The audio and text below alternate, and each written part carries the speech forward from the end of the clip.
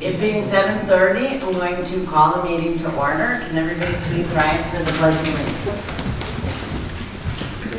Pledge allegiance to the flag of the United States of America and to the republic for which it stands, one nation, under God, indivisible, with liberty and justice for all. And Clerk Gialamas, can you tell the roll, please? Assessor Fry. Here. Highway Commissioner Kazmierczak here. Clerk Gialamas here. Supervisor Moraz. Here. Trustee Jones. Here. Trustee Carabota. Here. Trustee McKenzie. Here. Trustee Sweeney. Here. Okay, first on the agenda, we have approval of the minutes, but before we get there, I just wanted to make a comment about our rules of public participation, which I think you all have.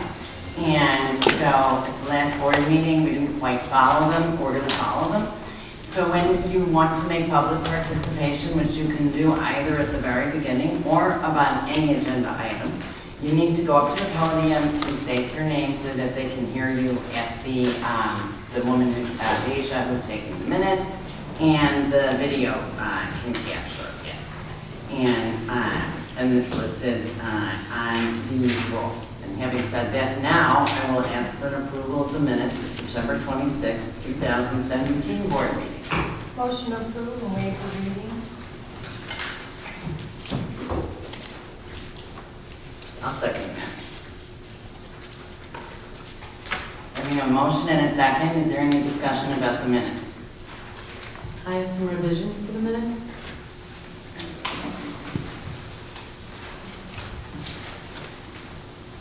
On page 3, paragraph 6, correction of the spelling of Sweeney, S-W-E-N-Y to S-W-E-N-Y. Also, after the last sentence, Trustee Sweeney summarized her concern by saying that for every $1 spent on aid for the poor, it is costing Maine Township $3.50 to administer it, and she suggested that most taxpayers would not think that that is acceptable. Page 3, paragraph 9, last sentence, is Maine Township funds are to be expanded on Maine Township residents only.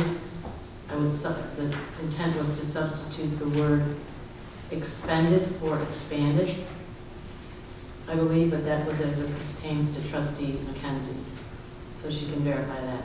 Page 5, last paragraph, beginning with the agenda item, old business, discussion of supervisor's authority to hire general assistance employee.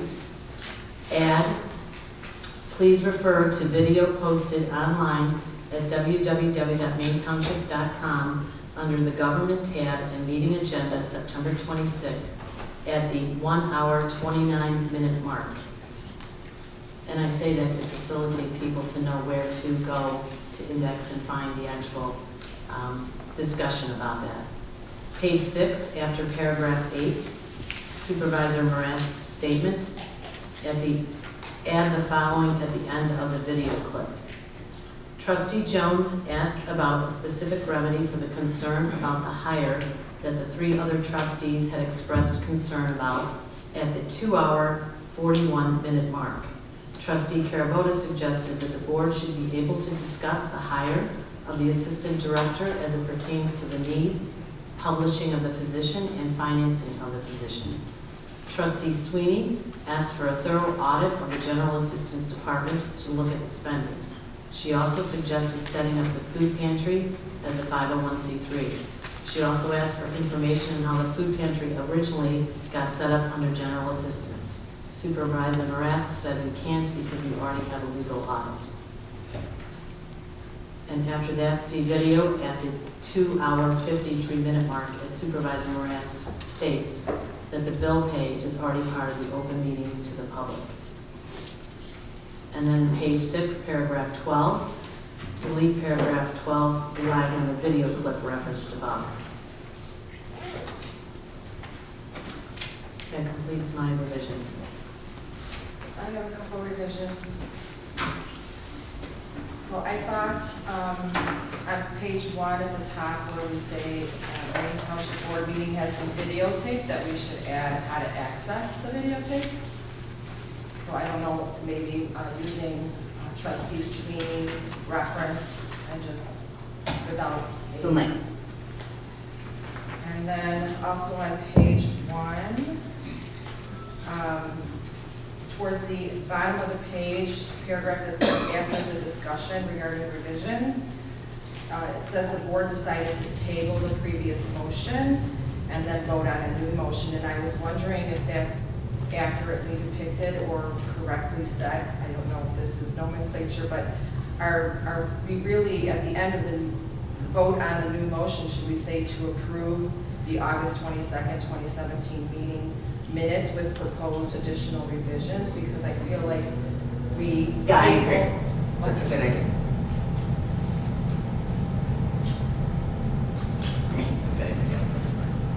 Fine by me. I just have a question. Can you interject that if it wasn't said that evening? I mean, you can't direct people to different places if you didn't say that. It's only in the minutes that was for that evening. If you want to state something, I would think in a comment later, when you are addressed, you might say that to reflect in the new minutes that come up. I don't think you can interject something in the minutes that has not been said. This is I'm what not has been said for the interjecting. meeting. This is just reporting what we did. I mean, that's what the minutes, I think, are for, is to report on what actually transpired and what discussion was had, summary.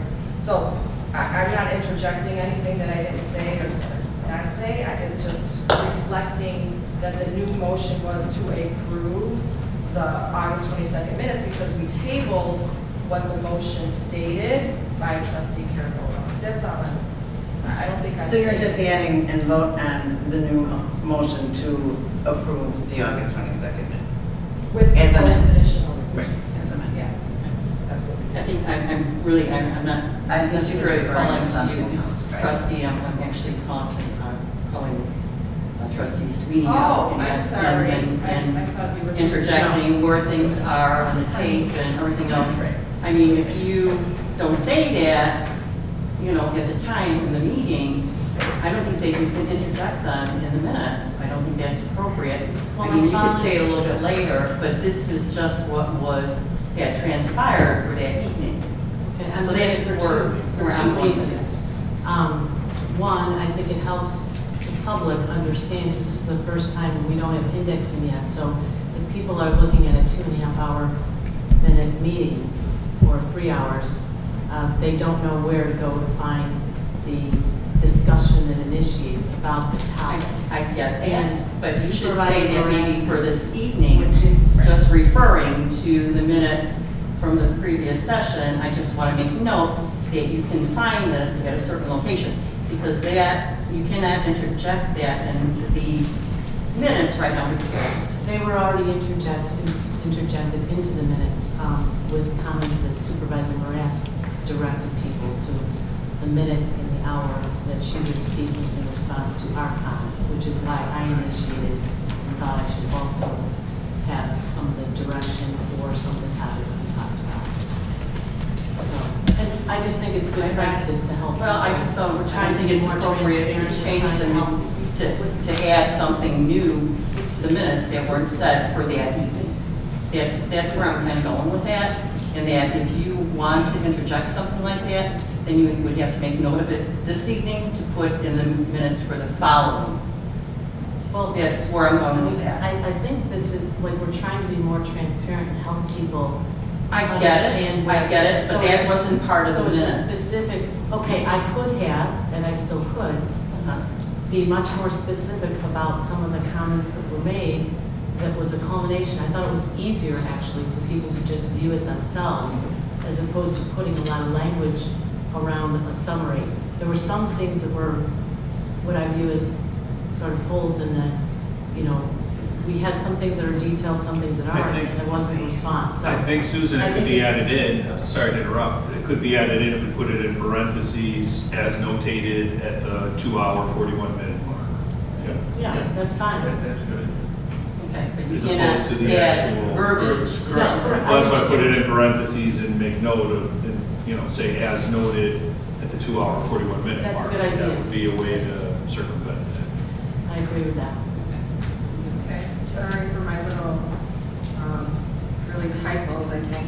Page 3, the paragraph that begins, trustee McKenzie reported that she attended, third line, and listened, insert the word to before the presentations. And then at the end of that paragraph, I believe trustee Sweeney already corrected, township funds are to be expended rather than expanded. And then I added to the end of that sentence, after next year's budget, paren 2018-2019, I believe there was some clarification on what exactly we were talking about, what years. So I just thought for clarification purposes to add that. Next paragraph, starting with trustee McKenzie stated, third line from the bottom, it says disputes that and believes, and I think it should say disputes both opinions and beliefs. Oh, at that same paragraph, trustee McKenzie stated that she had been very bothered by not having, it says N input, it should be any, A-N-Y input.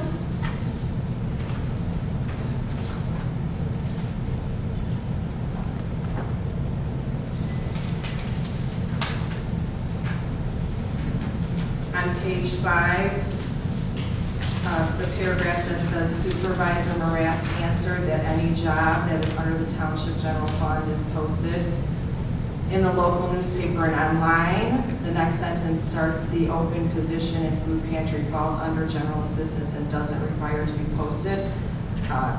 I think it should say, in Supervisor Marask's opinion, the open position in food pantry. But that's not what she That's said. not what I said, though. So Well, that's there- trustee, that's what, But that is a dispute, so, I mean. And to it's say- noted in I'm the not- other parts of the minutes that Right. that is disputed. right, I'm not interjecting. I'm sorry, what did you say, Pete? I said it is noted in the other parts of the minutes that you guys are disputing that, but that is technically what she said. Well, then how about Supervisor Marask stated the open position in food pantry funds? That's fine. Okay.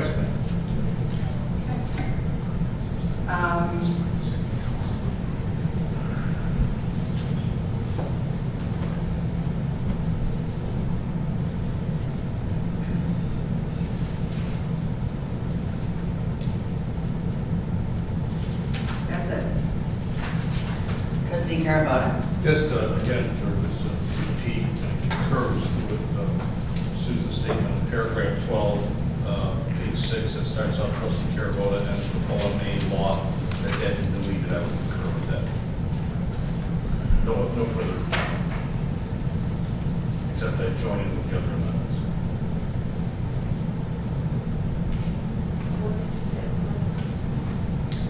And I'm concurring that specifically that paragraph 12, page 6, beginning trustee Carabota, ending with OMA law, be stricken. And I'm also concurring with the other amendments as stated.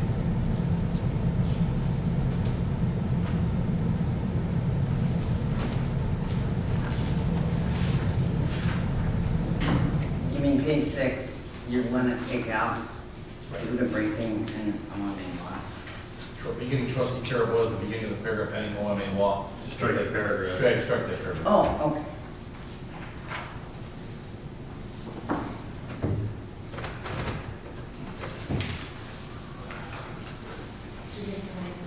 Yes. Okay. Having had a motion and a second with amendments, do we have, can we vote to approve the minutes of the September 26, 2017 board meeting as amended? And Clerk Talamas, can you call the roll? Supervisor Marask? Yes. Trustee Jones? Abstain. Trustee Carabota? Yes. Trustee McKenzie? Yes. Trustee Sweeney? Yes. All right. And now, do we have any public participation at this time? Hearing none, we will move on to motion for approval of general assistance expenditures. Motion to approve payroll for pay dates of September 22nd and October 6th, and general assistance checks number 50899 through check number 50957 in the amount of $71,226.05. Is there a second? I will make a second with the exception to check number 50910 to Gregory Bellini for the amount of $979 for attorney fees. Having a motion and a second, can you call the roll, clerk, please? Supervisor Marasco? Yes. Trustee Jones? Yes. Trustee Carabota? If we're making an exception for that check, the question would be if I approve these bills, or am I approving that check, or can that check be? The legal authority is that that check has to be paid. Okay, would that be a no? You can make your notation of exception. Well, can we go back to discussion? We're not there yet. We're trying to get to the expenditures. Why not? So you agree But with- there is a, you want to go back to discussion of this? Oh, sure.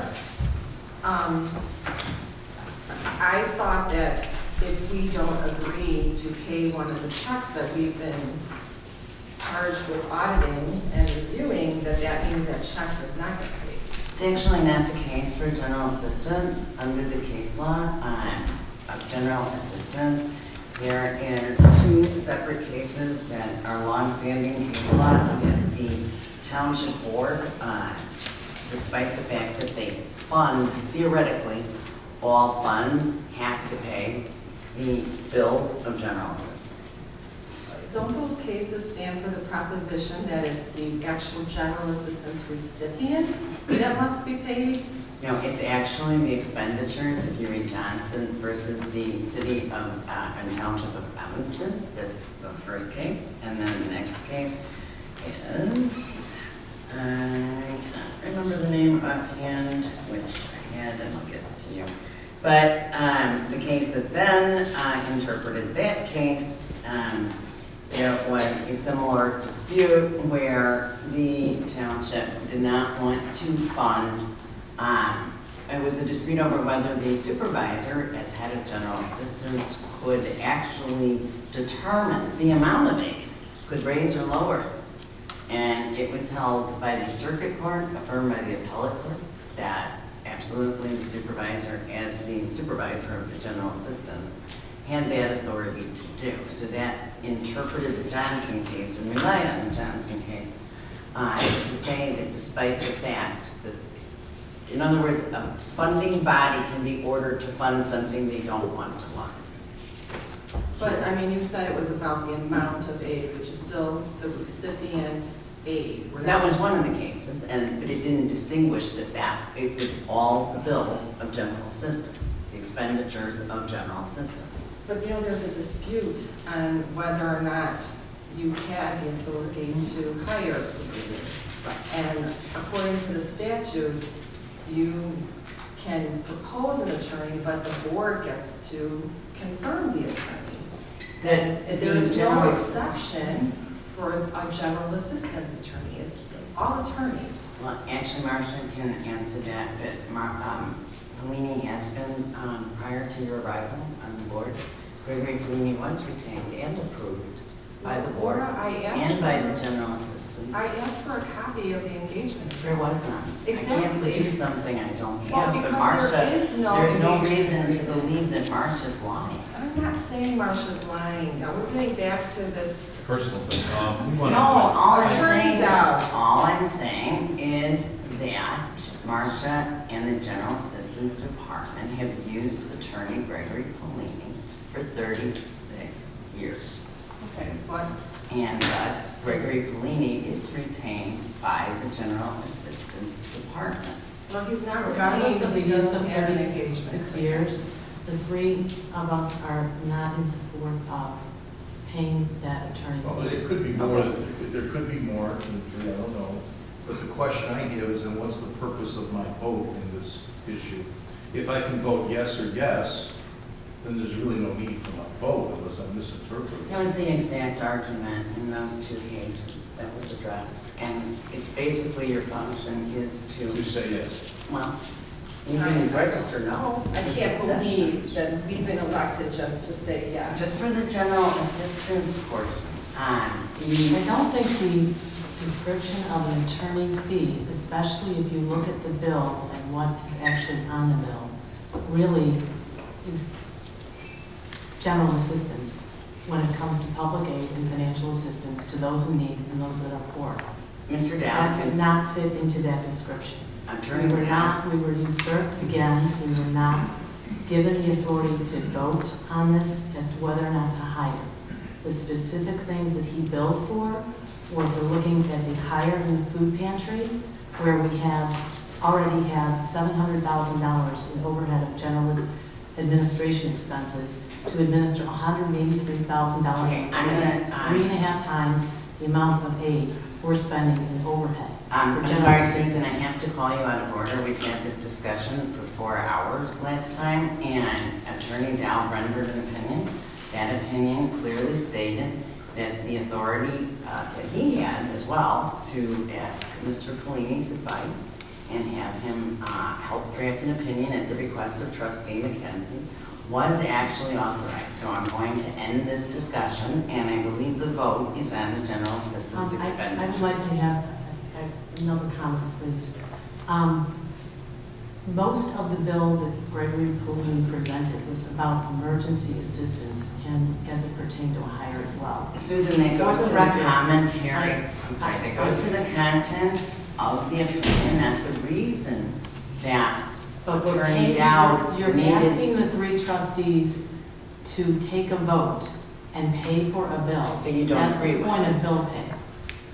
And we That take you don't agree exception to with this the one. content of, do you see what you're saying? We don't agree with With the the content of the opinion. of the Of the opinion. bill. No, of the opinion. No, It's I become want to a- be specific. I'm The bill going is to take for a emergency- vote, and you can vote I however am you a would trustee like. and I have the right to speak on this issue. But not So when this I bill was rule for the emergency agenda assistance. item has been I spoken think the public to death. deserves to know, Supervisor Morass. We I had really do 4 that. hours. The bill, no, I'm sorry, can I? they do not have the board All right, papers, I so have they to can't rule you see. out of order if you keep Nobody can interrupting. see, nobody can Trustee see. Sweeney, you what have to the bill stop stands for. interrupting.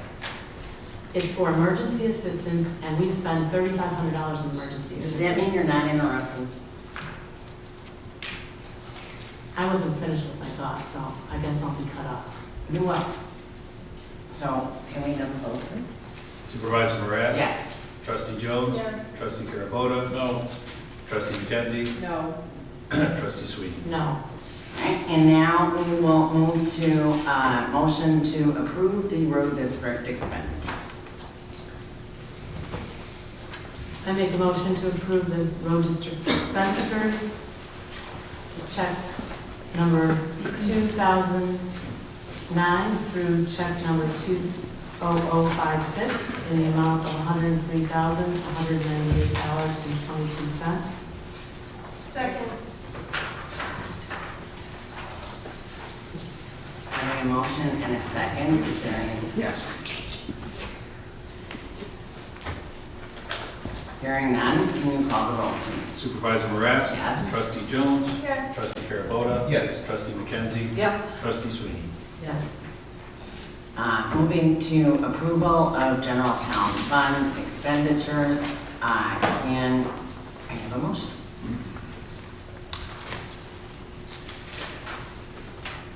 I make a motion to approve payroll for pay dates of October 6th and October 20th, and general town fund checks 55353 through check number 55429 in the amount of $282,900.81. I second it. Having a motion and a second, can you call the roll? Supervisor Morass? Yes. Trustee Jones? Yes. Trustee Carabota? Yes. Trustee McKenzie? Yes. Trustee Sweeney? Yes. All right, and, I have to go back for a minute to the general assistance. Dan, can you, I'm sorry, Marcia, actually. With the lack of approval of general assistance expenditures, it is my understanding that all of those people getting shelter and aid will still get paid, is that correct? Oh, so moving along, Mary Swanson is going to be our department head who is reporting, and she has some news for you. I'm going to take her line. I asked to be put onto the agenda tonight. After 17 years, I am retiring. And I just wanted to make a brief statement or some comments to the board and to the public about the wonderful Mainstreamer program that we have. And as I'm doing that, I do want to share, we won the photo of the year. And I have to tell you, I have a little history. That program started, I started my career 38 years ago, and the 90-plus birthday party started probably 37 years ago at my first job, and my grandmother was actually there. So I'm really proud to be able to share that and to actually win that award for this wonderful township. So I'm going to read my statement because I'm so nervous. Okay, good evening to you all. First of all, I want to thank our current board and the past board for the support of the Mainstreamer program. Without such encouraging help, it would never reach the kind of success that the senior program has enjoyed over these many years. Working for the Mainstreamer members is an emotional job. As we know, seniors do come and unfortunately sometimes go, making this a very difficult journey. Due to the personal nature of the programs we offer, we get to know our people very well, and that is going to be very difficult for me to leave. With this in mind, I would like to mention the Mainstreamer staff that will remain. All 4 of these women carry their heart and soul that is needed to move on in the true Mainstreamer tradition. My assistant Therese Telly, I'm going to ask them to stand up because they're awesome. My 2 program coordinators, Monica Yadashevitz and Marie Dagnuski, and I get to say their names and I can pronounce them correctly. My senior associate, Deb O'Brien. Together, these intuitive and talented women have cumulatively nearly 30 years dealing with our senior membership. I truly feel I am leaving this department in good hands. There are many awards to be won, and we just won 3 of them, by the way, state awards. So thank you, ladies. I want to thank you.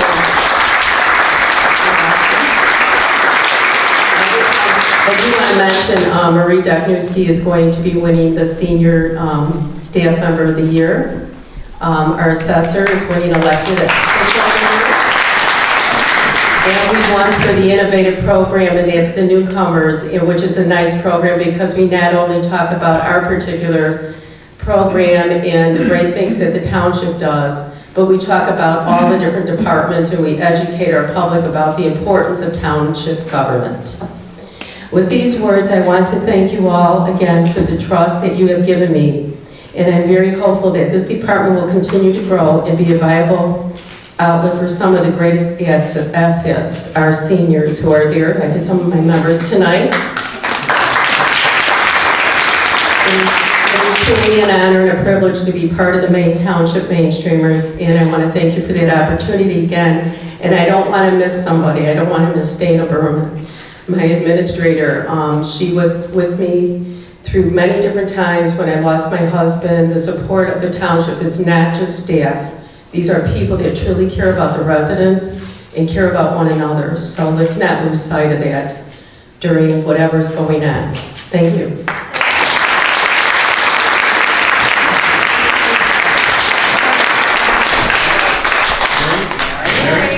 Mary, like a hug and a picture.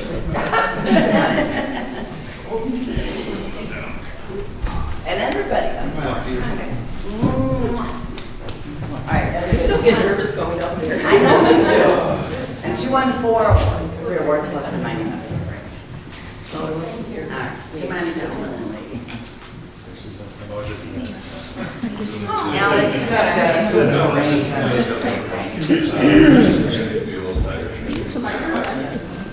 so we need taller people in there?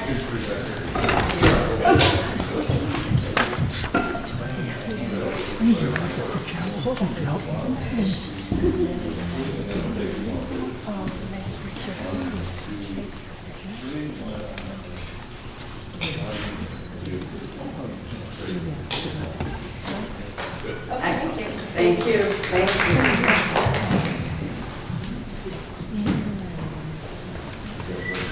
Thank you.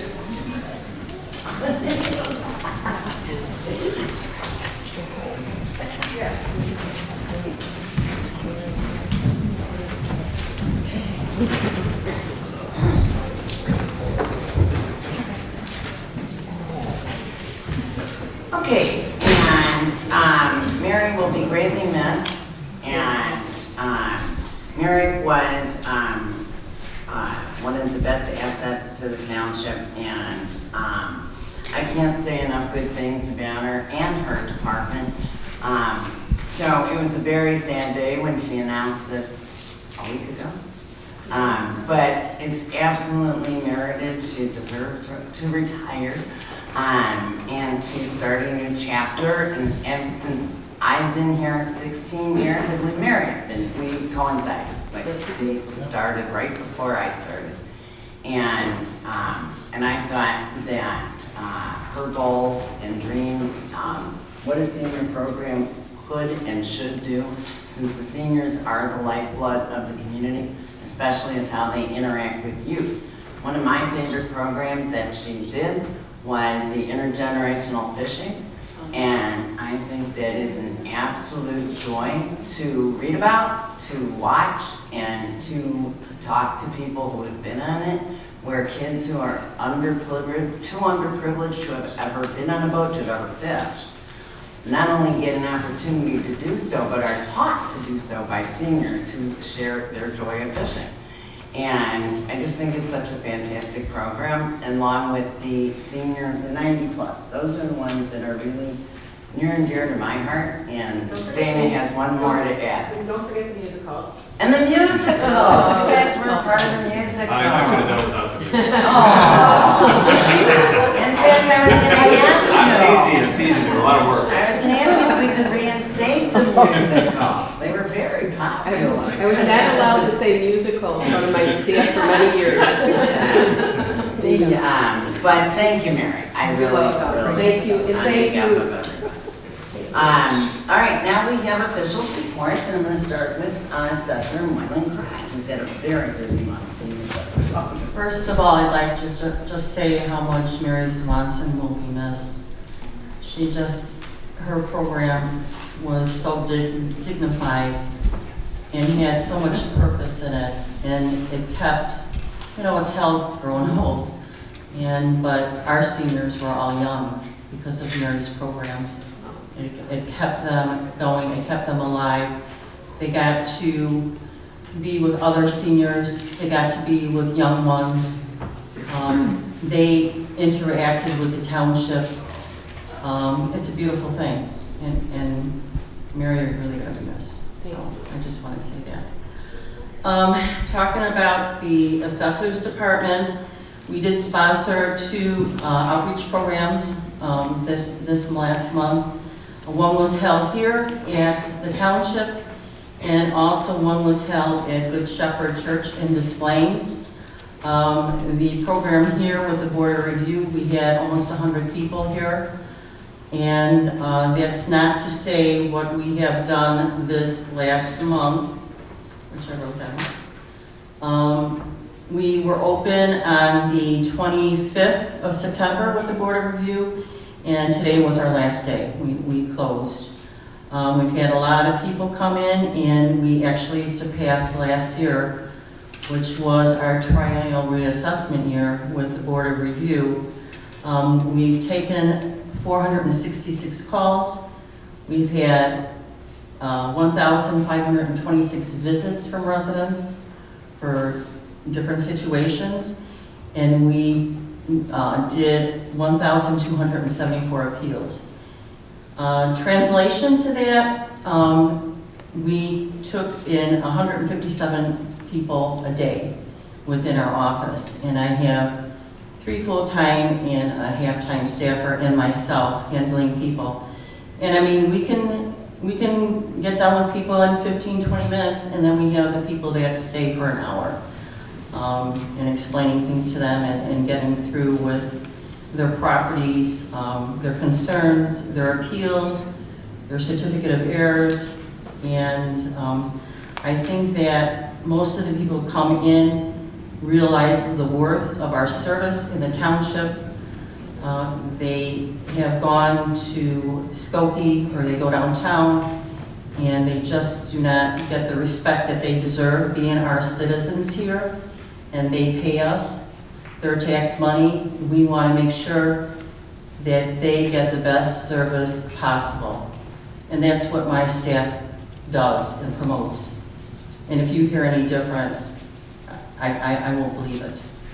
So I'm really proud of them getting through this time. We still have more work to do. I'm sure there's going to be other people in tomorrow still wondering why they can't appeal.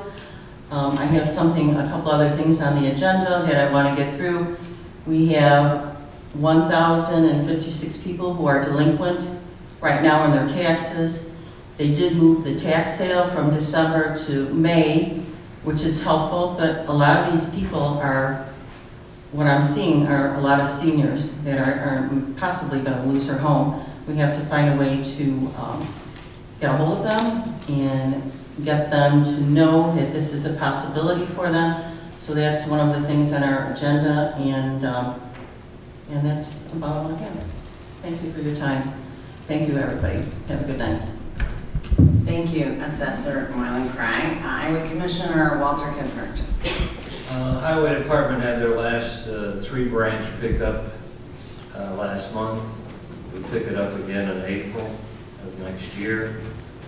Once again, we lucked out on a couple of occasions with the rainfall. There's been pretty heavy rain for the last 3 days, parts of it each day, and it hasn't reached that threshold where you have to worry about sandbags or any river or pond overflowing. So it looks like there'll be, if they are high in certain areas, there'll be a lessening of it over the next day or two. And even more importantly, about 2 weeks ago, there was, depending on the town, there was a 3 to 5 inch rainfall over 2 days. And particularly in that pond across the street, roof in general, it looked like we might have to sandbag, but it stopped in time where the water started receding. In your packet, there's a resolution to dispose of 3 vehicles that we possess. 2 of them are around 20 years old and one's 10 years old. They all have in excess of 90,000 miles apiece. And we're going to do it by internet auction with a company called Overnight Auction. They specialize in government and municipal auctions for vehicles and equipment. And this is, we did a little investigation. These had the lowest seller rates. They only take 3% of the amount that we secure for the vehicles, and the buyer, whoever buys these machines or these vehicles, will have to pay 10%. So, sometimes certain auction houses charge more than 3%. We're going to have a premium on these vehicles. The Explorer, the 2007 Explorer, the premium is going to be, or the Reserve, I guess it's called, is $2,000. So, we won't accept a sale of the vehicle unless somebody at least gives us $2,000. The van is the same, $2,000, and the pickup is $1,000. Has more mechanical problems, engine problems. And we'll see what we can secure. We've done pretty well this year in our bidding for these various equipments that we've gotten rid of. It would appear that the 2 sales that we had of previous surplus equipment rendered over $40,000, a little over $40,000. And we have a trailer that we're going to get rid of for 500. It isn't itemized on here because it was in a previous resolution, this trailer, and it got held up because we couldn't find a title. So, we found the title from the Secretary of State, and that'll also be auctioned off with a minimum reserve of $500. So, we're going to do that. That's, I think, the last item on the agenda. There is a large, I think I mentioned last month, it hadn't started already, but they finally started the Washington Street work on pipes, Aqua.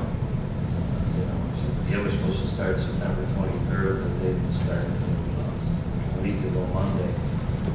There was some negotiations with them because the fear was that they wouldn't get much done before Thanksgiving or winter arrives, and they have to work while the weather's reasonably good. They made a commitment that if they don't finish the project before weather is consistently bad, that they will do everything in their power to replace and repair lawns or make it sufficient where it doesn't look like extremely messy or trashy for, waiting for spring to come when they can finish the job. They're going to make every effort to make the damage caused by the work that they're doing as minimal and not as visible as you might expect. But the whole concept is to actually finish the job in an accelerated pace, because something like this was originally brought up in April, and through no fault of our own, it's actually progressed till October. So, we're going to try and observe and make sure that they're keeping tabs on their work schedule, and every available opportunity is made to try and do as much of this project before the real bad weather hits. There was a IPW Man conference on emergencies, and IPW Man is the Illinois Public Works Mutual Aid Network, and we've been a member only a short time, since June. And there's 307 municipalities and townships that are involved with IPW Man. Saw them in action once when in August there was heavy rain in Lake County, and they wanted volunteers from various highway departments and public works departments to come to Algonquin to save the day. And so many of us responded to, including 2 of our workers and 2 separate trucks, that a job that they thought would require manpower for a week actually was completed in 1 day. So we'd anticipate if a similar situation occurred here that we'd get the same kind of support. And there was basically speakers. The most impressive speaker was the Illinois Emergency Management Agency head, who really sounded like he was involved in the national scene in this regard, and he's been very vocal. There has been a couple of tornadoes over the last couple of years. You have to have $18 million worth of damage to secure federal aid. And, when you have some of the poorest counties in Illinois down south, the whole county may not be worth $18 million. So as a consequence, he's been pushing for federal legislation to make it proportional, because obviously if you have a small community and it's totally damaged by wind or storm, you have to take into account that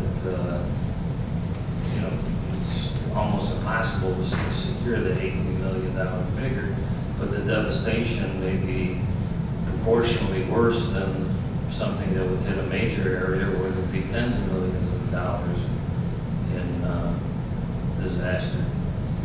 So that, and he was just a very impressive gentleman. And then there were other seminars on how to fill out various forms that make it easier to secure aid if that actually had to occur in the future. So it was worthwhile. There was no registration fee. It wasn't a very expensive trip at all. And that's about it. That's my report. Thank you. Highway Commissioner Kazmir, Clerk Jaylen. The only thing I'd like to add to my written report is just my congratulations and heartfelt thank you to Mary Swanson, who was one of the first ones to welcome me in 9+ years ago when I started here at the township. I've always enjoyed working with and next to her. I'm very proud of what you guys have accomplished and watch you grow the senior programs from when I started to what we have now. And in my opinion, it's certainly one of the premier senior programs in the area. And I'm very proud to say you're not only a coworker but a friend. So best of luck to you. And moving along, Trustee Kim Jones.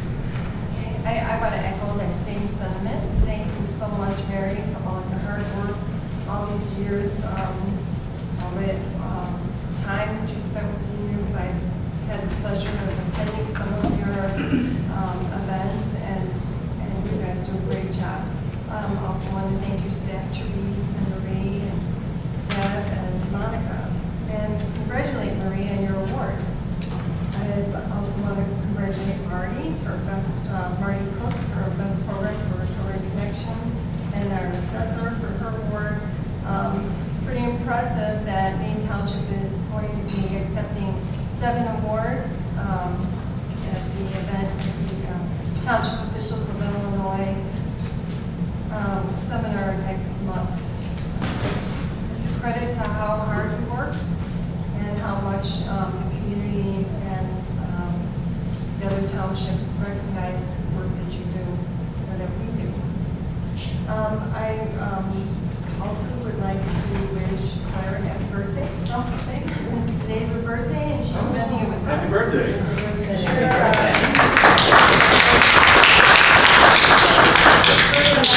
A sweet romantic dinner with her husband Ryan, but she's stuck with us tonight. So, maybe not. Over the last month, I attended the Neighborhood Watch meeting on October 4th. And again, I would encourage the new trustees, if you haven't had an opportunity to go because that's where you meet one-on-one with the constituents and you get to hear some of their concerns and the issues that they're having. And you also get perspectives from our fire chief, our building and zoning, Mike Salmon, and the county sheriff, which also had an interesting perspective to the township. I attended the agency funding meeting with the rest of you. Those are long meetings, but they're worthwhile. I attended the crop walk on October 15th, also a worthy cause to eliminate hunger. And the TAC dinner last Thursday night at in Bridgeview. So it's been a month that's very full, and I'm going to be here again Thursday night for our last agency funding meeting. That sums up my report. Thank you, Trustee Jones. Trustee Carabona. I join in the accolades of Kim Jones and Pete. Congratulations all, of course, happy birthday. I love other people's birthdays. And enjoy other people's birthdays. And yeah, those agency funding meetings, I have to kind of concur with Kim that, yeah, they are long. And we'll get through them. We got one more coming up this week. We had a wonderful showing of our township at the TOCC Trustees Division Fall Meeting in Bridgeview, which was attended, one, because it's important, and two, because it was at Mama Luigi's Restaurant in Bridgeview, which I'm extremely familiar with. I'm glad that Walter didn't see me make the mistake. I did not order the lasagna. I should have. It was enough to feed a family of 5, I think, for a week. But it was just a wonderful time. The speech that was given was wonderful. from someone that has 20 years' experience in township government, hands-on experience in position township government, and her, what she was able to take from that and what she was able to give to us as far as how you approach issues and work through issues, et cetera. It was a wonderful talk by her, and I think we all encouraged her to see that they're going to put bullet points online. We had to say, just scan that whole thing and throw it out there. It was great. There was also a raffle. I won a great book in the raffle about township government, and it was a lot of fun. You know, there were townships the local townships, their representatives that weren't there. Maine Township was there, and it was great. And thank you. Wonderful. Trustee McKenzie, and happy birthday. Oh, thank you. I just want to congratulate all the Maine Township Award recipients. Great work, great job. I too attended the second agency funding meeting last week and learned about some additional wonderful agencies that have applied for funds, and look forward to the next one coming up. And I'm also going to the Township Officials of Illinois meeting in Springfield in 2 weeks, I think it is. Been spending a lot of time just, again, getting up to speed on township government and my role as a trustee, and digging into the issues that we're facing. I've also received plenty of questions, texts, messenger, Facebook Messenger messages. I actually got an anonymous letter about complaints and concerns, and especially about questions regarding the objections to the recent food pantry hire and other related complaints. And that's pretty much what I've done. Thank you, Trustee McKenzie. Trustee Sweeney. Thank you. I too have attended some of the same events we've talked about, the Township Officials of Cook County trustee meeting, and the speaker was great, and she was a great voice of experience, as David said. She ended the speech talking about something that is, I think, pertinent to what we all need to understand in township, and you know, adhering to statute and our Constitution from 1970. And that was talking about Dillon's rule. She said townships have only the powers granted by law.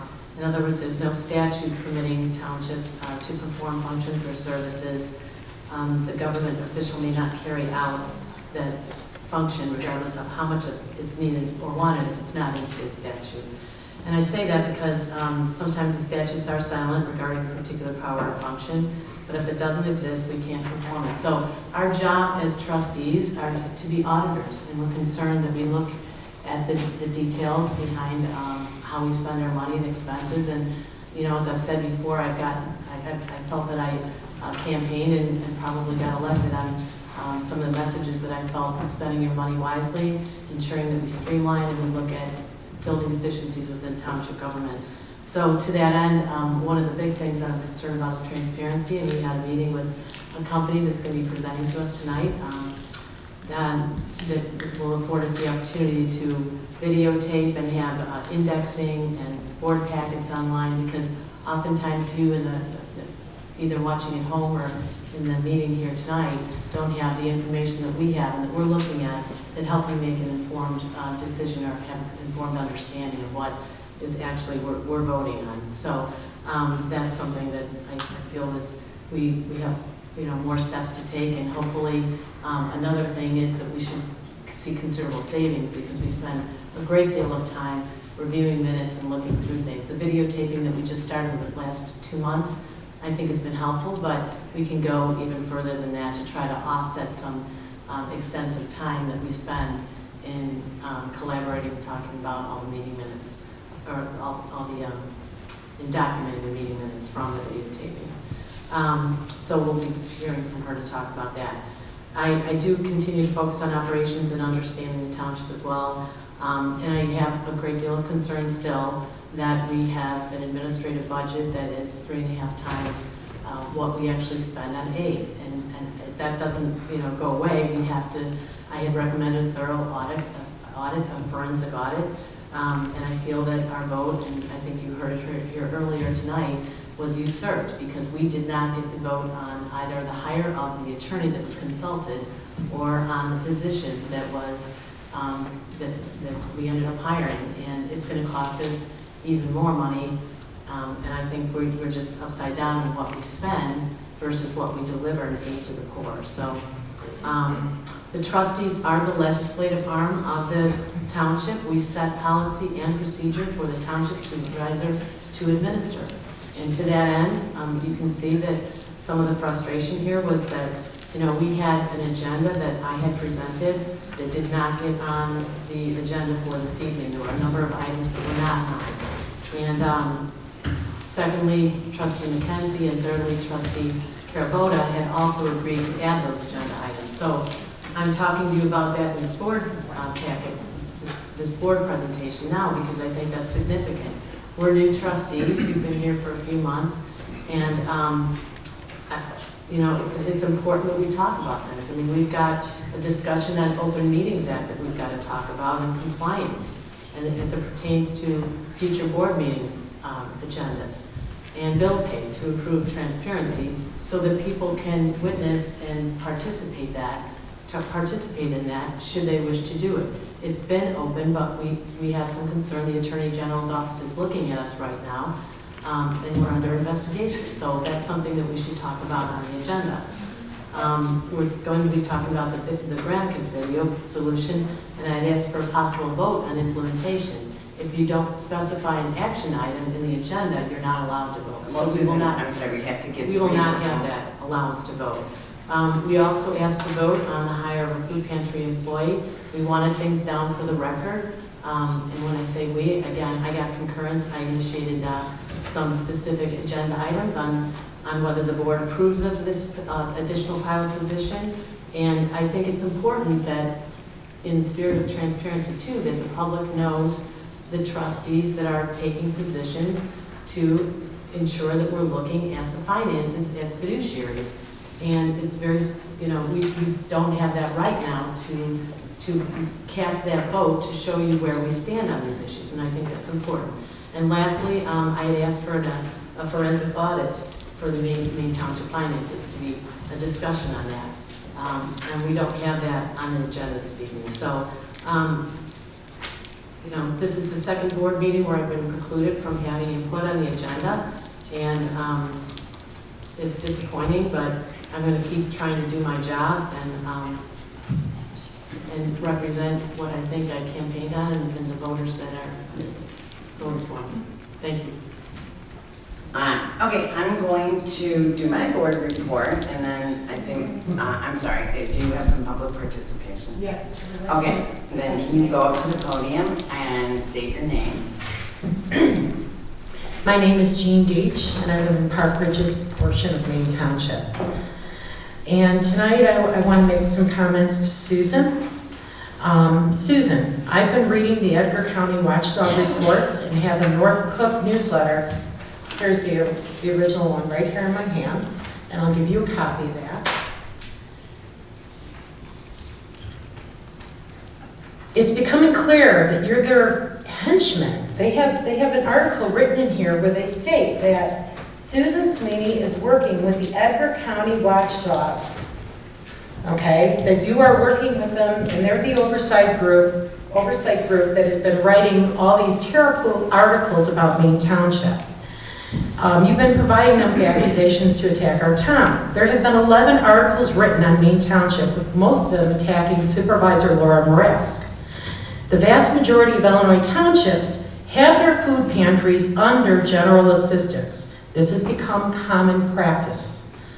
Why are we punishing the supervisor when this is common practice and this was set up years ago under general assistance in our township? Laura didn't set it up. Your push for a forensic audit of the general assistance fund is a waste of our taxpayer dollars. Before you ran for trustee, you campaigned to eliminate the township. Are you planning on bankrupting Maine Township? Is this your Tea Party plan to eliminate Maine Township from the inside out?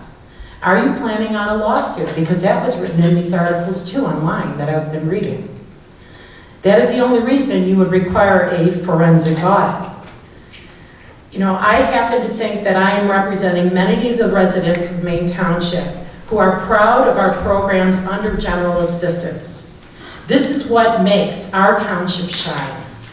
The amount of money on our tax bill to operate the township is a spit in the bucket, less than 2 cents on the dollar.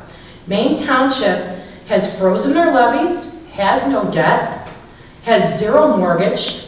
We are a perfect example of good government. And that's all I have to say. I have some public comment as well. All right, please step up. Thank you, Jim.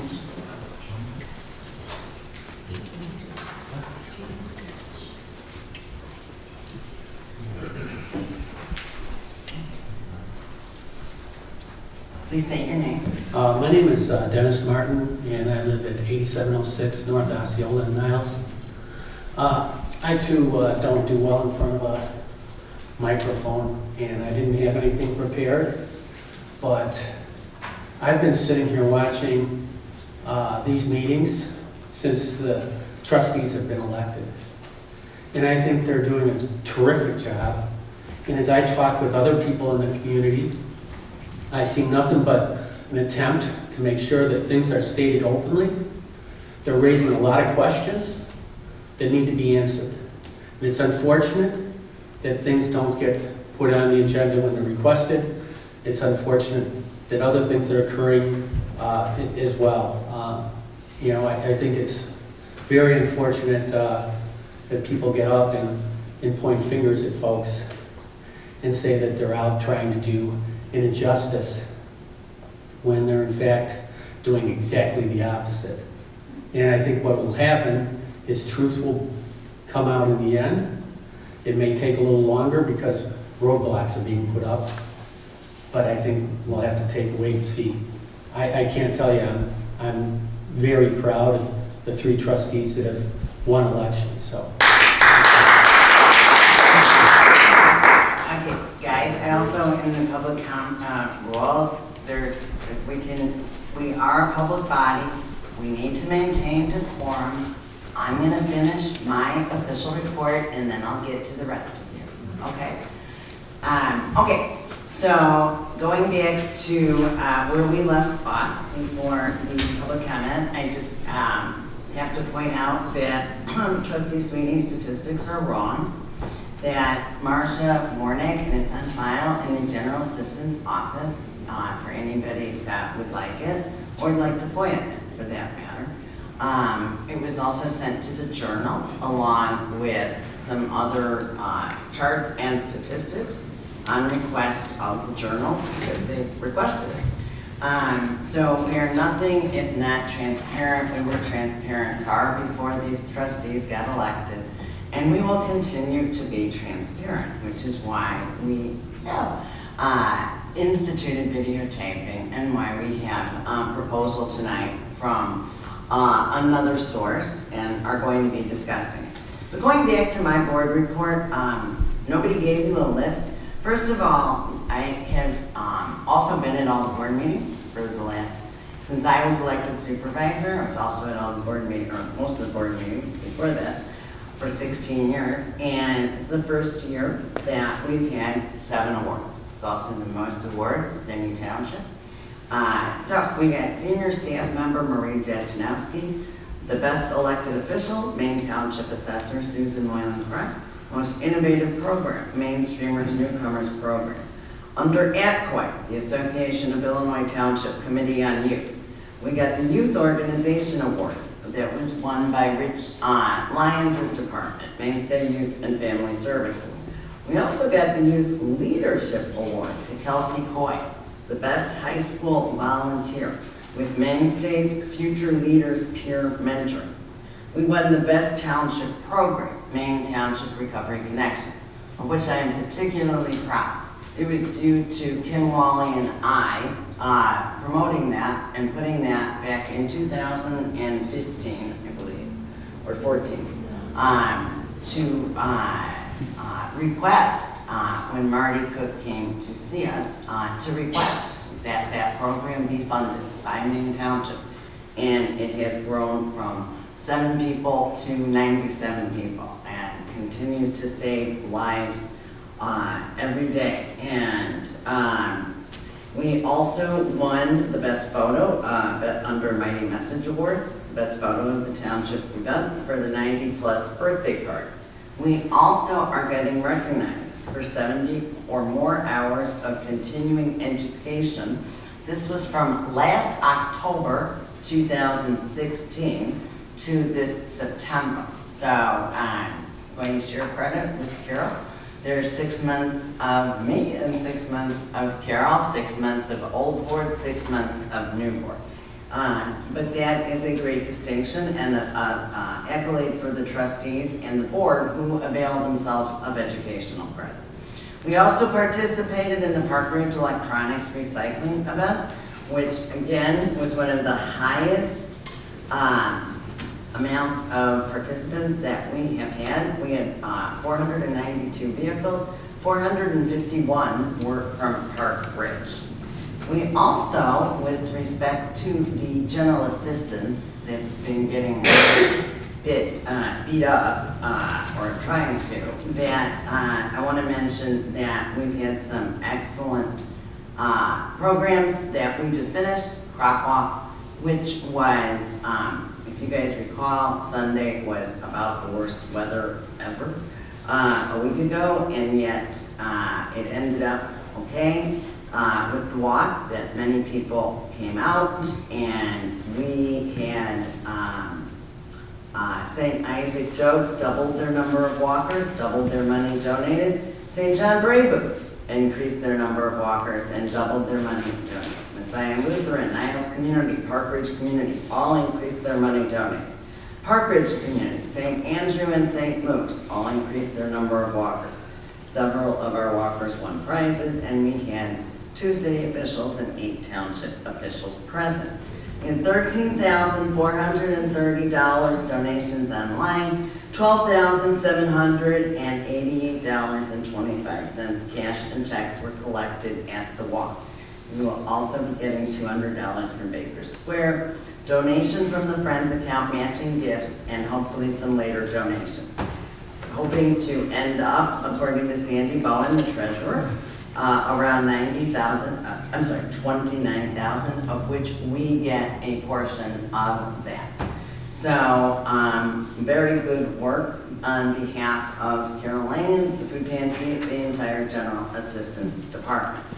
Also, as other people have noted, we had agency funding hearings. These agencies, everybody, big discussion going on locally, statewide, and nationally as to the importance of governments helping out. And the state has stopped these fundings. There is no other place for the local residents to go. We are the court of last resort, actually. So, and we have quite a few agencies, and it's always a very difficult assessment. But it's incredibly important and valuable work that we do in that respect. Also, we had, and we'll get to that later in the agenda because I don't want to keep Robert waiting too long. So with respect to general assistance, I want to point out that when you look at the actual numbers, the shelter cases are a mere portion of what the General Assistance Department does. As Lauren Berry wrote about and was told to the Journal and is available readily for anybody that wants to look at it. The General Assistance Department does benefit access, it does LIHEAP, it does coast to coast. It does about 7 to 8 other programs.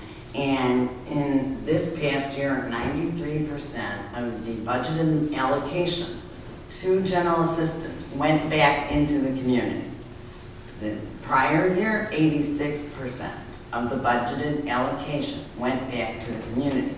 So the numbers that Trustee Sweeney is throwing around are not the full picture. They're not accurate because they're only based on the shelter cases, and the shelter cases are a mere fraction of what we do in general assistance. With respect to apparently this complaint of inability to be heard, that agenda item was not included. It is rolled out of order. There is no board vote on the legality of something. Conversely, if you guys ruled something legal, it wouldn't make it legal. Legality is determined by a township attorney who is hired for that purpose. You guys hired him. The township attorney gave 2 opinions and then sought another opinion from an experienced expert attorney who gave a 3rd opinion, and the township attorney gave a wrap-up opinion. With respect to that issue, I think that issue is moot anyways because that person has tendered her resignation and it was accepted. So I think that there was absolutely no need for all of you to have, because it was becoming, she felt, a distraction to the work that we do as a township. So that was accepted yesterday, and I want to note that moving forward, that we are going to discuss tonight putting bill pay under the Open Meetings Act. That too was legally pronounced upon by Attorney Dan Dowd. There has been no recurring violation. There's nothing so dramatic. All of the way the bill pay was done is the way, as you're going to see from your board packet, and I totally agree, board packets should be put online, and we can do that with or without Granicus or whatever company we use. Board packets will be put online. The majority of local governments are doing that, and I think that's very helpful. As we compete for the time slot of, Real Housewives of whatever. But in any event, so we will be looking at that, but with the Open Meetings Act and the bill pay, we just need to vote on it. So there's been no violation. It wasn't a committee. There was no discussion prior. These trustees want the freedom to be able to discuss. So clearly, I would not assume they've been violating it previously, which is why it's on the agenda tonight, to change it for them. So we will be voting on that. Toy is going to be November 12th through November 15th. I am going to be there for the awards breakfast, and because I'm incredibly proud that we have gotten all of these awards, and that I think that this township must be serving its residents and doing something well, because the township officials of Illinois is the governing body for townships, for all townships in Illinois, of which there are many. And that is it for my board report. So now I would like to move to the attorney's report. Yeah, I've just worked on continued work with the FOIA committee. We've had to respond to a number of those that have been served on the township within the last 30 days, and then continue to work on other matters that were of concern, giving my opinion to the best of my ability on issues that have been raised, and so it's all pretty well noted in my bill. So. Okay, and thank you, Dan. Administrator's report. I just want to hand out some information that will be helpful for the conference. Which now everybody is attending.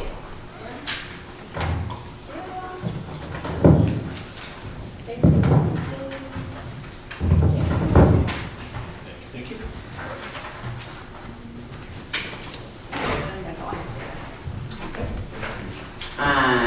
And we have no personnel issues. We did post online the vacancy for Mary's job, for the senior director job. So the hiring committee will be starting to interview people, and everybody is welcome to apply, and then they will be recommended to the board for their review and our approval.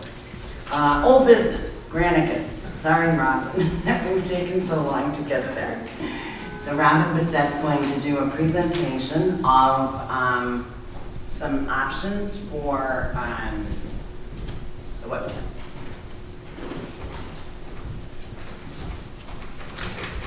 Hi, thank you so much for having me here today. Again, my name is Robin Bissett, and I'm with Granicus. So a few weeks ago, we had a meeting with Trustee Sweeney, Township Supervisor, Township Clerk, as well as some other members from the staff, and we went through a live demonstration of some of the solutions that we offer to government agencies to help with transparency. And those different solutions included video along with video streaming and archiving. So being able to see it right during this meeting at home or wherever you might be and have internet, as well as continuing to be able to see it recorded at a later date.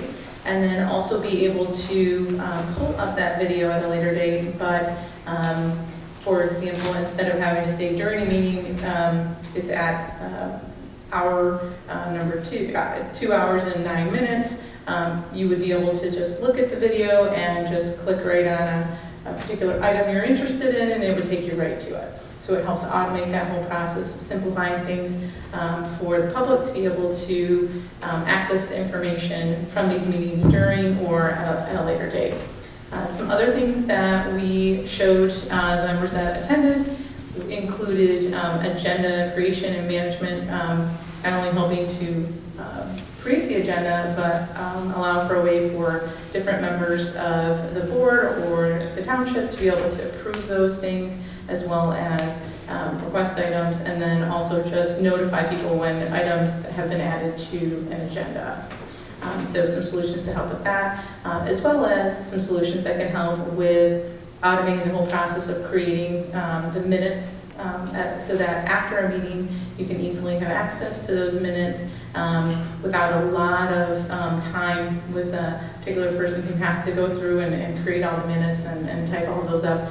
Some of our solutions really make that a much quicker process, just a few hours of time after a meeting as opposed to days. So it can really cut back on that as well. And as we mentioned, and in the video.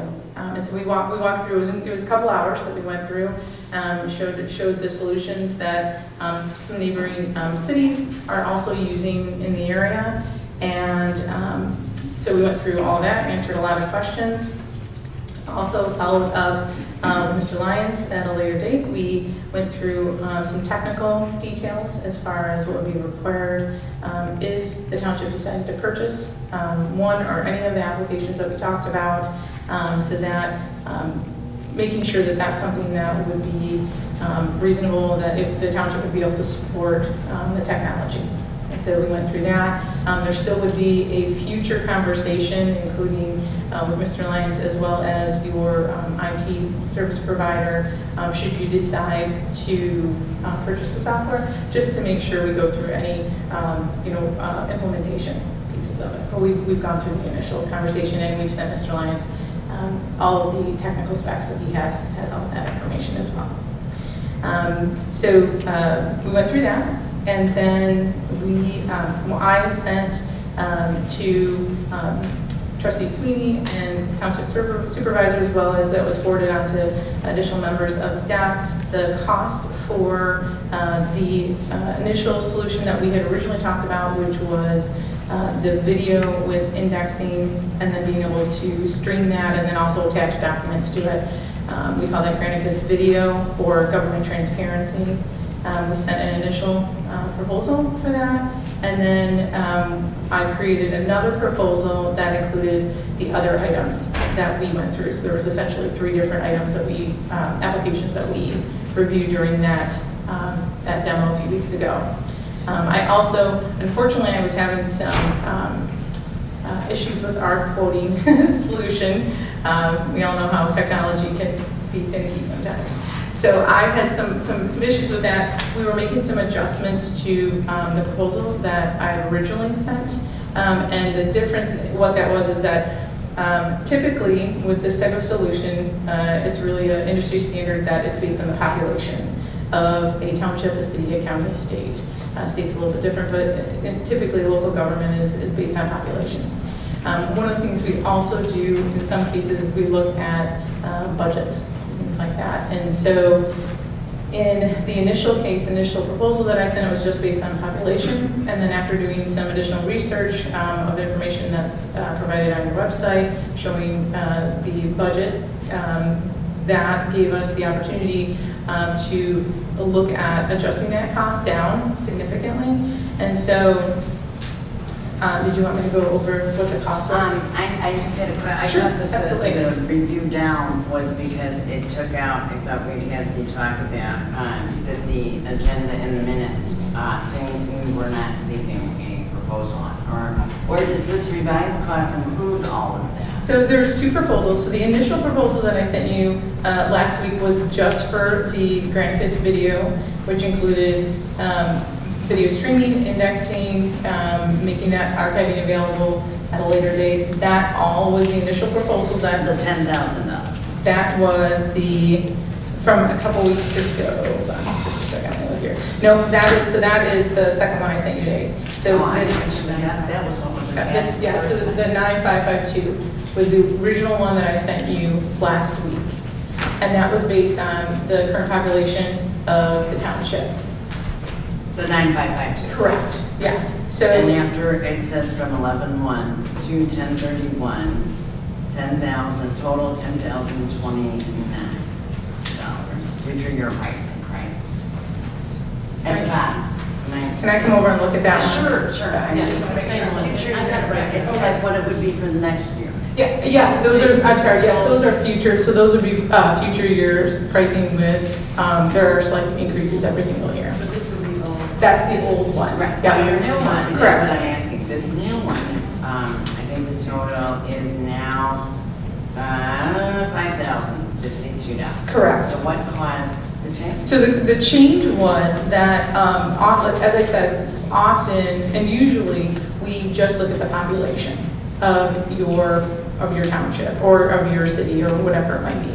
And so what we, in some cases, will do is we will also look at what your budget is for your government agency. And because your budget was lower than maybe, let's say, a typical governing body, more like a city that would have that many people, it wasn't really in line with what we felt the cost should be, if that makes sense. So obviously townships and cities and counties all run a little bit differently, and so based on the budget, we adjusted those two things, budget and population, we adjusted the cost down. So for just the initial video transparency piece, the indexing, streaming, all those pieces, that cost, we adjusted that to $5,052, which comes out to $421 a month. Robin, can you clarify, what was it before? It was $9,552. 10,029. So it was $9,552. So I'm confused because about an hour after you sent this, then I received again from you something back up to 10,000. Yes, so that one, that proposal that you're talking about includes the agenda management piece. Okay.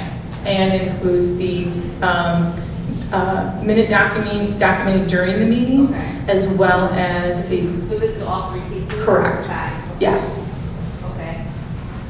Yep, sorry for the No, you can confusion. yell this back and then Yep, no, that's okay, that's okay. I wanted to make sure it was clear, and I know it was a little So confusing this is all because, three and this is the videotape? correct. Okay. Maureen?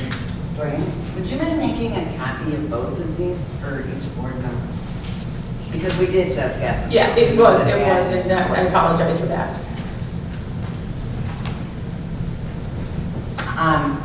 What I'm trying to, so I think my question and Dana's are the same.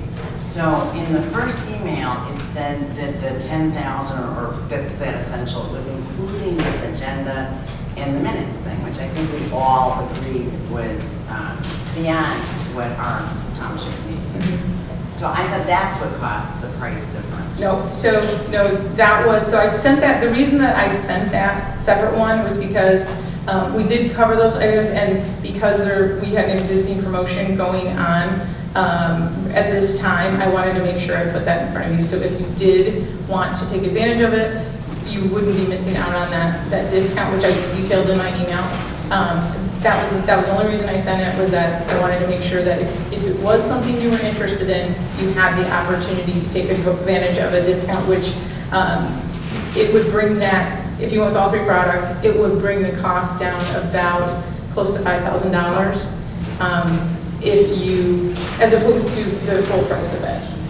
So that's the only reason I want to make sure you could, if you wanted to do it, you could take advantage of discount.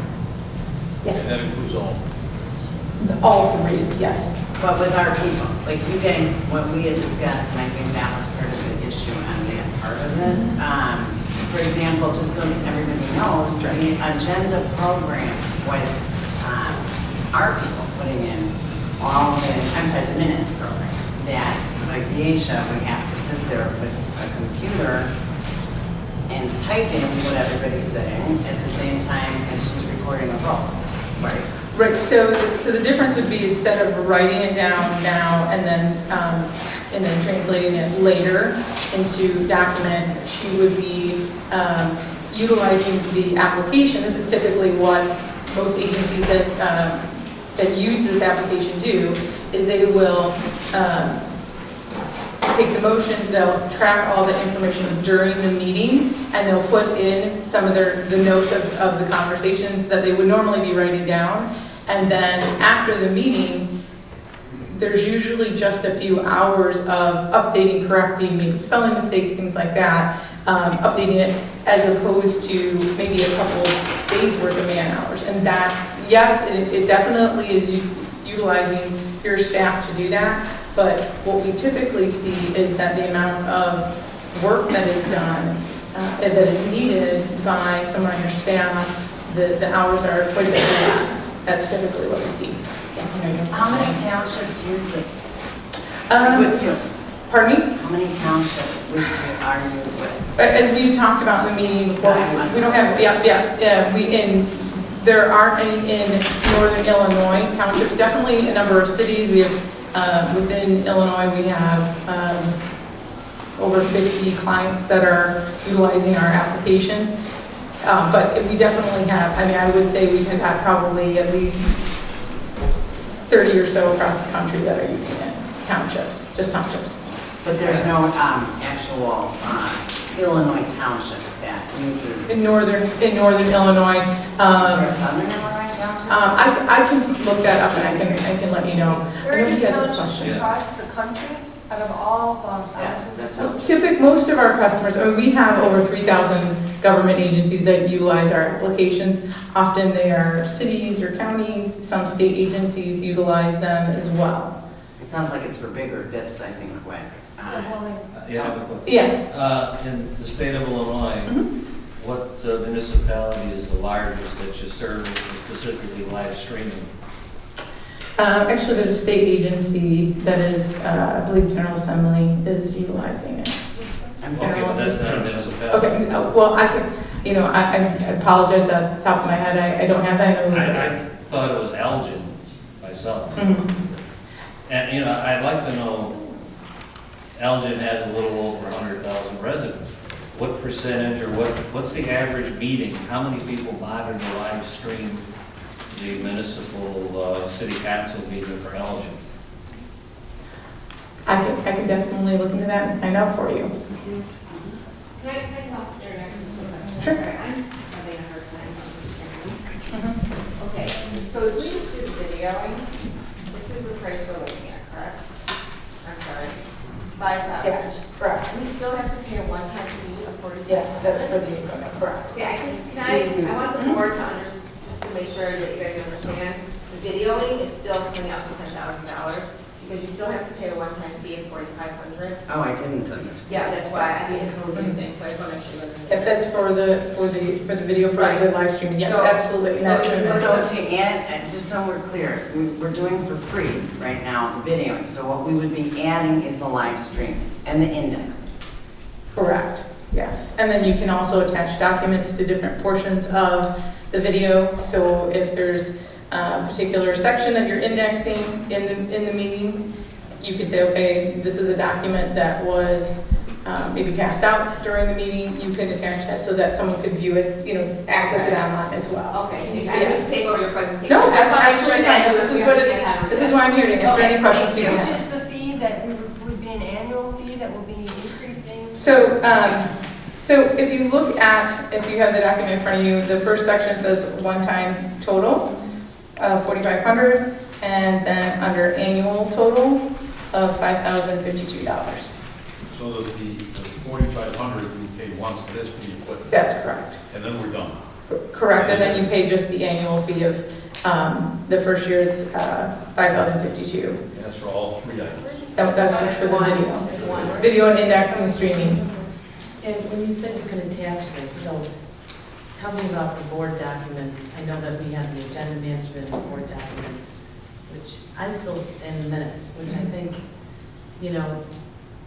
whether we're prepared for that initially or not, long-term would be a benefit to us. So we could have input to the agenda management. We could each, as trustees, we'd be able to add to the agenda items, and we'd be able to have minutes that the intent was, I know it seemed overwhelming when we talked about it, we don't want to add more time to the staff. It should be a cost savings and time savings for us, which I think it would be if it really, if 80% of the work could be done by the time this meeting is over, that would save the issue a lot of time.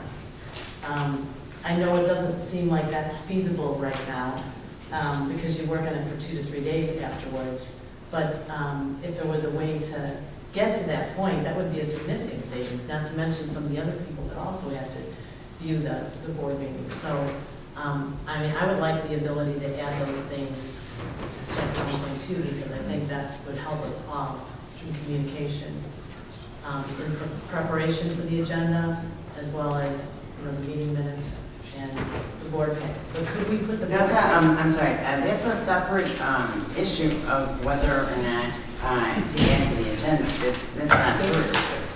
Well, that's part of the agenda management, that's what it all. Well, right, but you So can that add to the everybody agenda has- by a different input. route without spending that money.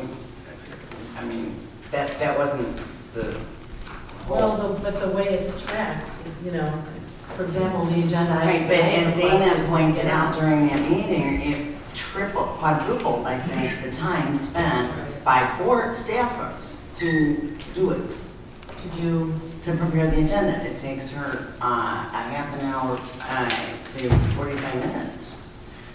I mean, preparing the agenda is not difficult. You may have a philosophical difference with what goes on it. That's a different, all I'm saying is that's a different issue from the technology needed Right, but to we're have held to Open Meetings transparency. Act, so we could actually see what somebody else posted, think about it ourselves. Yes, we'd like to add that or add something else, on the agenda, so that really it is a actually participative It's type a of. different. I think we'll have to vote on that ultimately, but we also would need to get 2 other proposals because we never voted just one. So my question was about the board packet. So we would, included in this would be the encoder to communicate, the government, this is the transparency. Correct, this is the video, correct. Okay, so it's the video streaming live and indexing. Mhm. And as far as attachments, could we put board packet documents in that? You could, I think that you could, it would not be, you should be able to do that, it wouldn't be, similar to what, it wouldn't be the same way we showed it to you through iPads and things like that. It wouldn't be set up that way and be updated that way, but I think you would probably still be able to attach the packet, So we could start off with that and try and see how that works. I mean, ideally, it's nice to have, so that everybody at home or in the audience can see the board packet that we're seeing here attached to the agenda items, so you can see what's being reviewed. We are going to be putting, we're voting tonight on putting the board packets on online. So why would the public not be able to see the board packet? Well, we haven't done that yet. Well, I know, but Talking about again, the first time. This is the right, discussion. right, but it can be, Right. Rich can do that. I'm saying we don't have to wait. Correct. Oh, okay, I just wanted to It's just part clarify. of, the solution I was trying to understand, differentiate. So we can definitely help with that if there's pieces that you want to, where, and I understand absolutely that stuff you can put on the internet right now. Where we help with that is if there are either, you want to attach the board packet to a certain section of the meeting, have that come up and make it easy for the public to see board packet or any other item that are attached to items throughout the meeting. Yes. Yeah. I found an article recently at the Alger Courier, and it stated your firm deals with them in terms of a live feed. The most they've ever had for a very contentious vote was 144 out of a town of 112,000. And on average, basically it's up to 29 to 43 viewers on average a month. So maybe we think this is must-see TV, but in the town of 112,000, not too many people utilize it. I think that, one of the things we often see is that people want to be able to view the meeting wherever they can. Now, absolutely, obviously, you have people that are coming here in person, and that is absolutely Yeah, but wonderful. those are low percentages. Right, absolutely. But the ability to have people be engaged and get that information at home, wherever they might be, is important to people. But absolutely, you are videoing right now. You can put the board packets on.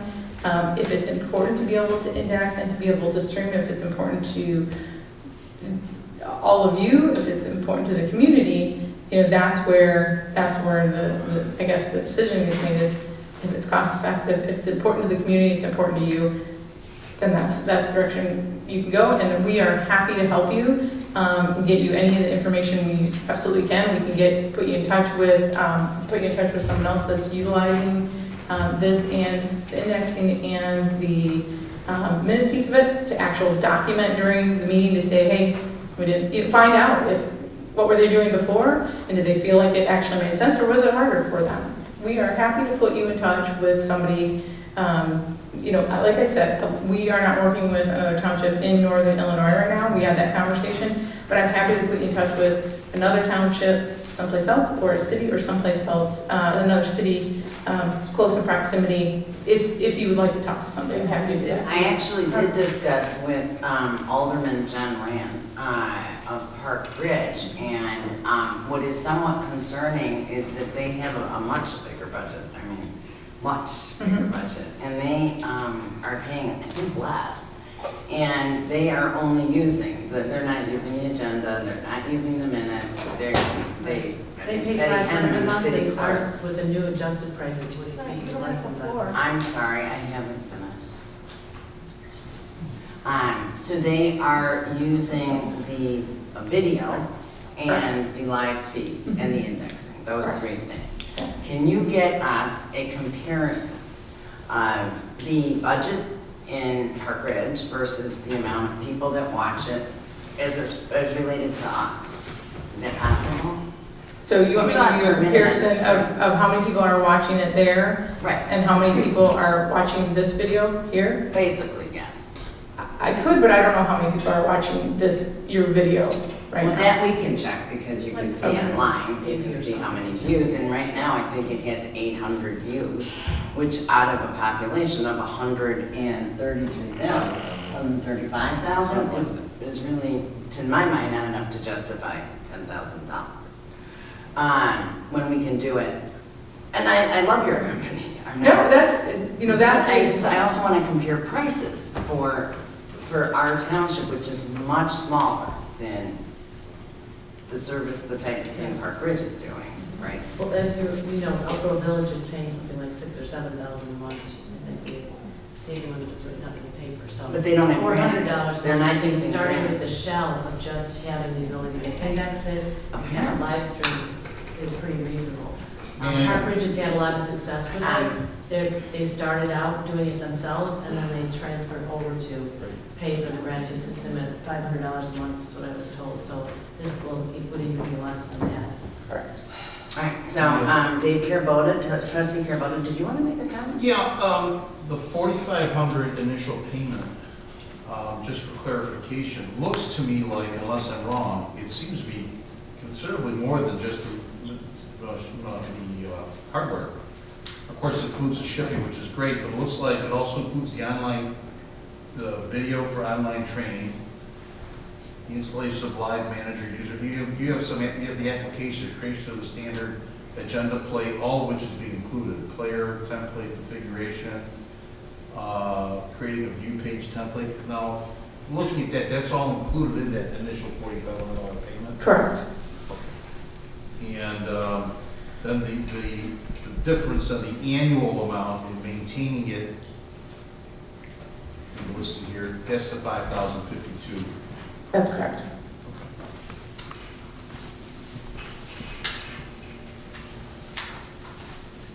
And that, and Robin, as you're noting, that's a very competitive bid from what you're saying, and also since we're taking advantage of a discounted rate. Correct. We discounted it and we adjusted it based on current budget. That was on your website. I'm not understanding the discount based on current budget, the concept. So- Because we have a lower budget? Correct. Oh. Than the population. Then the population. Then, yes.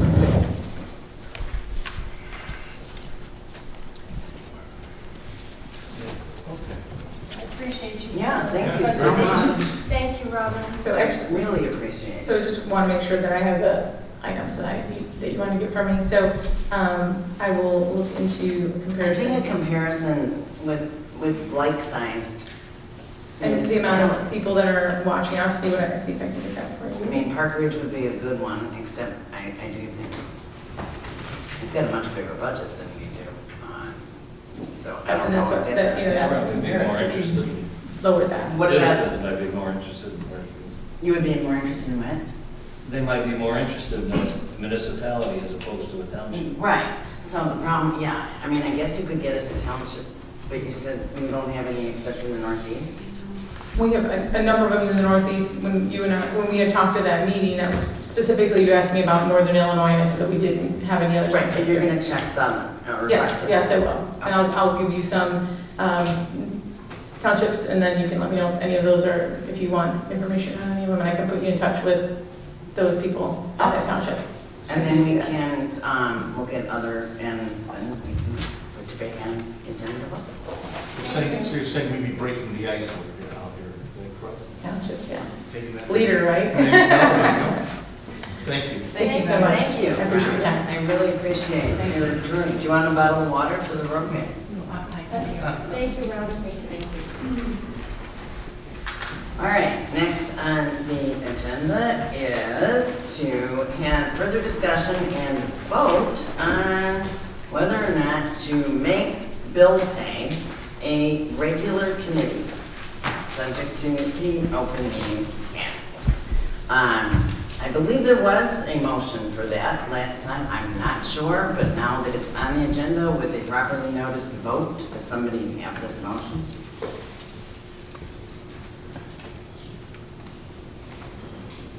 I thought you three wanted to do this. But you're asking us to make a motion on A. Well, in order to A1? On whether or not you want to have bill pay be a committee. You want to? I don't see the value in having it be a subcommittee, I just want the meeting open. and- Well, that's what I meant, I'm sorry, that's what's, the Not a subcommittee, subcommittee. that is the definition under open meetings, yeah. It's a subcommittee of the township as a whole. I don't want a subcommittee of the township, I think it makes sense to just have the trustees. Well, you have to But make the motion. you have to make before the you have motion. discussion. So I motion that we create a way to review bills that is consistent and in compliance with the Open Meetings Act.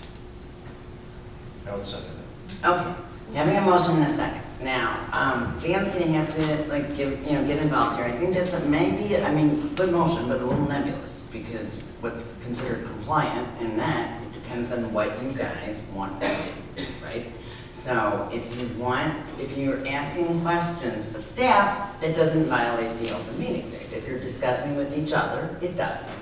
So if you, this is just what we've discussed previously, and we'll continue the discussion. So, and we have no problem either way. So if you want to do it where you're talking to each other, it would be moved out here and with a clerk, and we have to figure out, how to comply with, so she doesn't work 12 hours in a row. But, and that would make it, the meeting start at 6:30.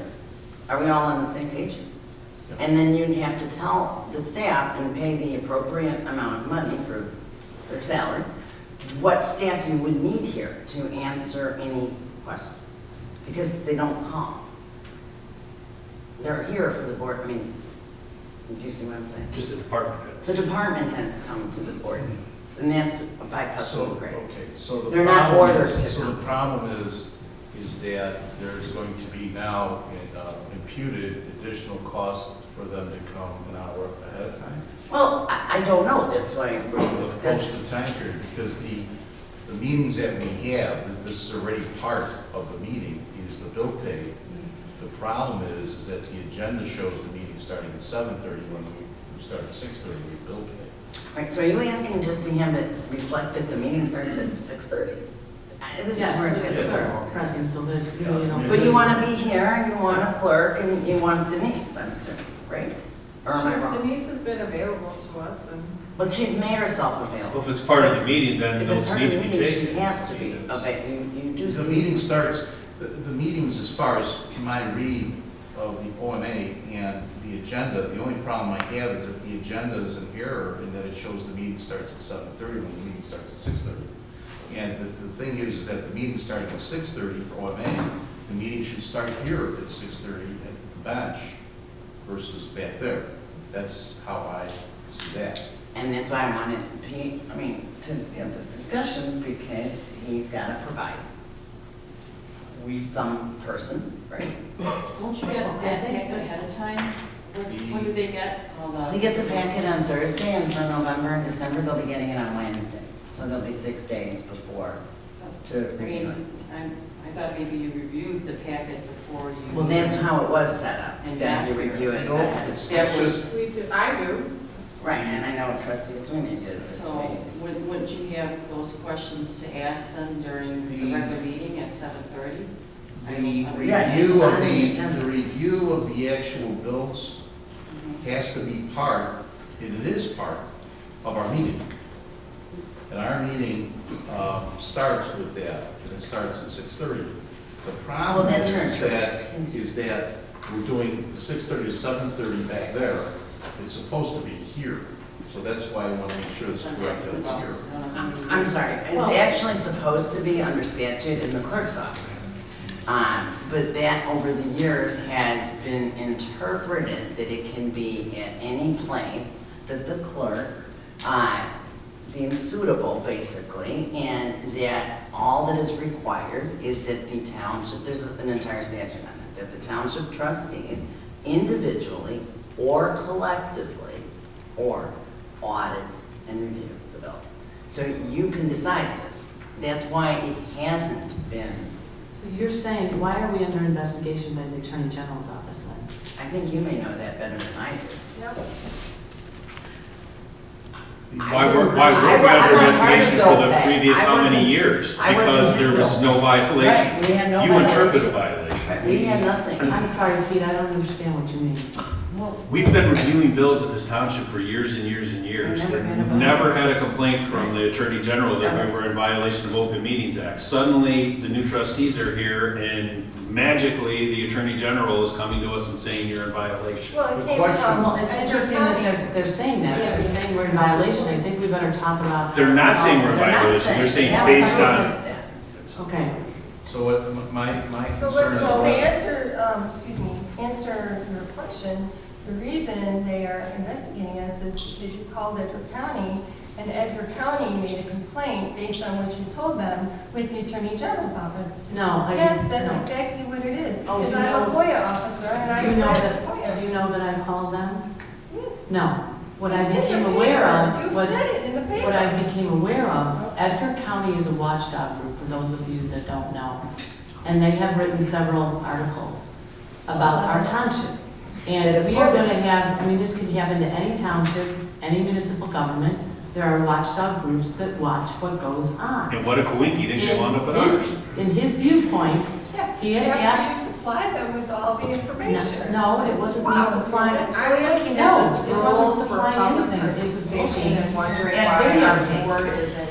I think, okay, Your Excuse me, but he is actually, okay, this is, this is not my quote. So it's not your Okay, fault. this comment that you had made, I'm working with them as an oversight group. At first shine a light, you said shine a light on lopsided administrator, I did shine a light. That has nothing to do with Edgar County watchdog. Shining light. My initial comment. It doesn't matter, we always. Gentlemen and ladies, let's go back to the issue at hand. Yeah, the issues we have to We solve. never had, we still don't have a violation. Okay, what I asked for initially, and the reason this came up before any of this happened, was I asked you specifically, can we please start the meeting at 6:30 PM and have it be, since it's, you had told me over and over, you know, that this was an open meeting, that the bill pay was open to people to come and watch the bills being paid. And I didn't think it was very clear, because the bill pay was at the bottom of the agenda at 6:30 as a start time. The call to order, the pledge of allegiance, the roll call, and then the meeting started at 7:30. Okay, so how we would- moved it to why the would we not, how would anyone know that, right? That's not, so I was told that this could be a problem and a violation, potentially a violation.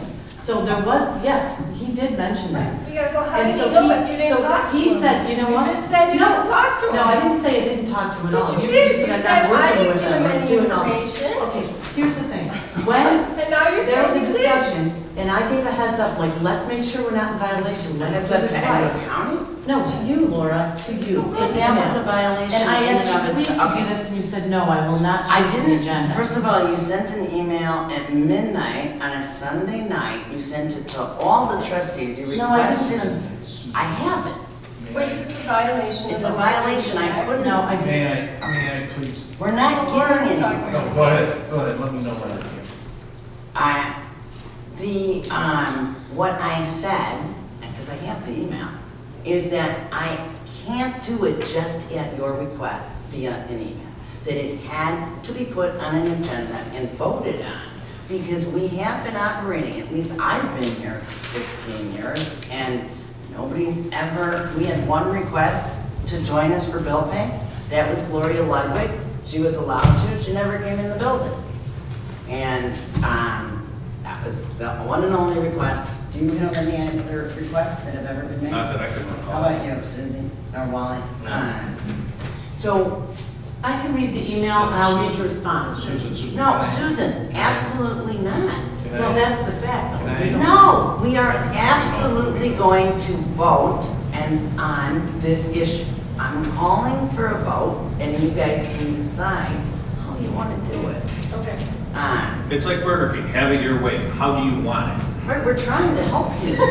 Okay, let's just back it up, and let's all be respectful, and let's all. And it's your birthday, we gotta get And it's you my out. birthday, so as That's a birthday present, let's try to get back on course. Thank you. And we received in our board packets some information that Doreen did research. Yes, I want to thank you for reminding me. Yes, Doreen very nicely did research for us and provided her research, and she summarized her research based on reviewing how other townships in the area do bill pay. And I don't know if everybody else read this, but I read this. There are some that do it our way, and there are some that do it in a way that I think could be more beneficial, at least to me. What is just remind me, I thought there was no other township that did it the way Susan's talking. I only saw the ones that I did. don't even know what exactly. Okay, and- what way would you like? Tell me what Well, you're. well, one thing that I thought was very, something that I would like to see in the bill pay, I don't know if this is called the register at our township, or the listing, or whatever it's called. But I would like to see what the purpose of that bill was, because I don't know Right. all the payee names. I have gotten to know more, and So I you want the haven't- vouchers to be part of? No, I'm just saying, can we add a column, just say purpose, so I know, like, I put in, as I review the bills, like, I put in check marks on the ones that I want to look at, and then I, for my own purposes, so I can think about it later, say, oh, passport postage, now I know Pitney Bowes purchase power Oh, is I see what passport you're postage. saying. And so the next time I get the board packet, or, I mean, it should just be, you know, just like we have these names, it should just be another column that says, purpose of Pitney Bowes purchase power, at least for this check, $4,089, was for passport postage, security benefit. Now, I think generally Denise can speak, I think that generally the vouchers are meant to The do vou- that. the vouchers do. I mean, if you take this. But we gotta make the vouchers more specific, I think. to- No, just when I on your get sheet. here and I look at my I want check to marks know. and I look at the voucher, Yeah. yes, of course it says. Oh, And so then you want the check, the But I'm just vouchers saying, on the I bill. can do a lot more prep before I get here, you know, and make my time here more meaningful and ask more meaningful questions instead of stupid questions. If I have the purpose added as a column, I think it would be a simple thing to do I'm because. not sure it's this. Okay. Denise, how much work would it add for you or Vicky to put the vouchers in the building? No, the voucher. Description. She wants to Just read a all column the saying the description. purpose. She The description. just wants another column, another column, just a little blurb, not the Purpose. And then also what Right, you would put in the memo. Right. Yes.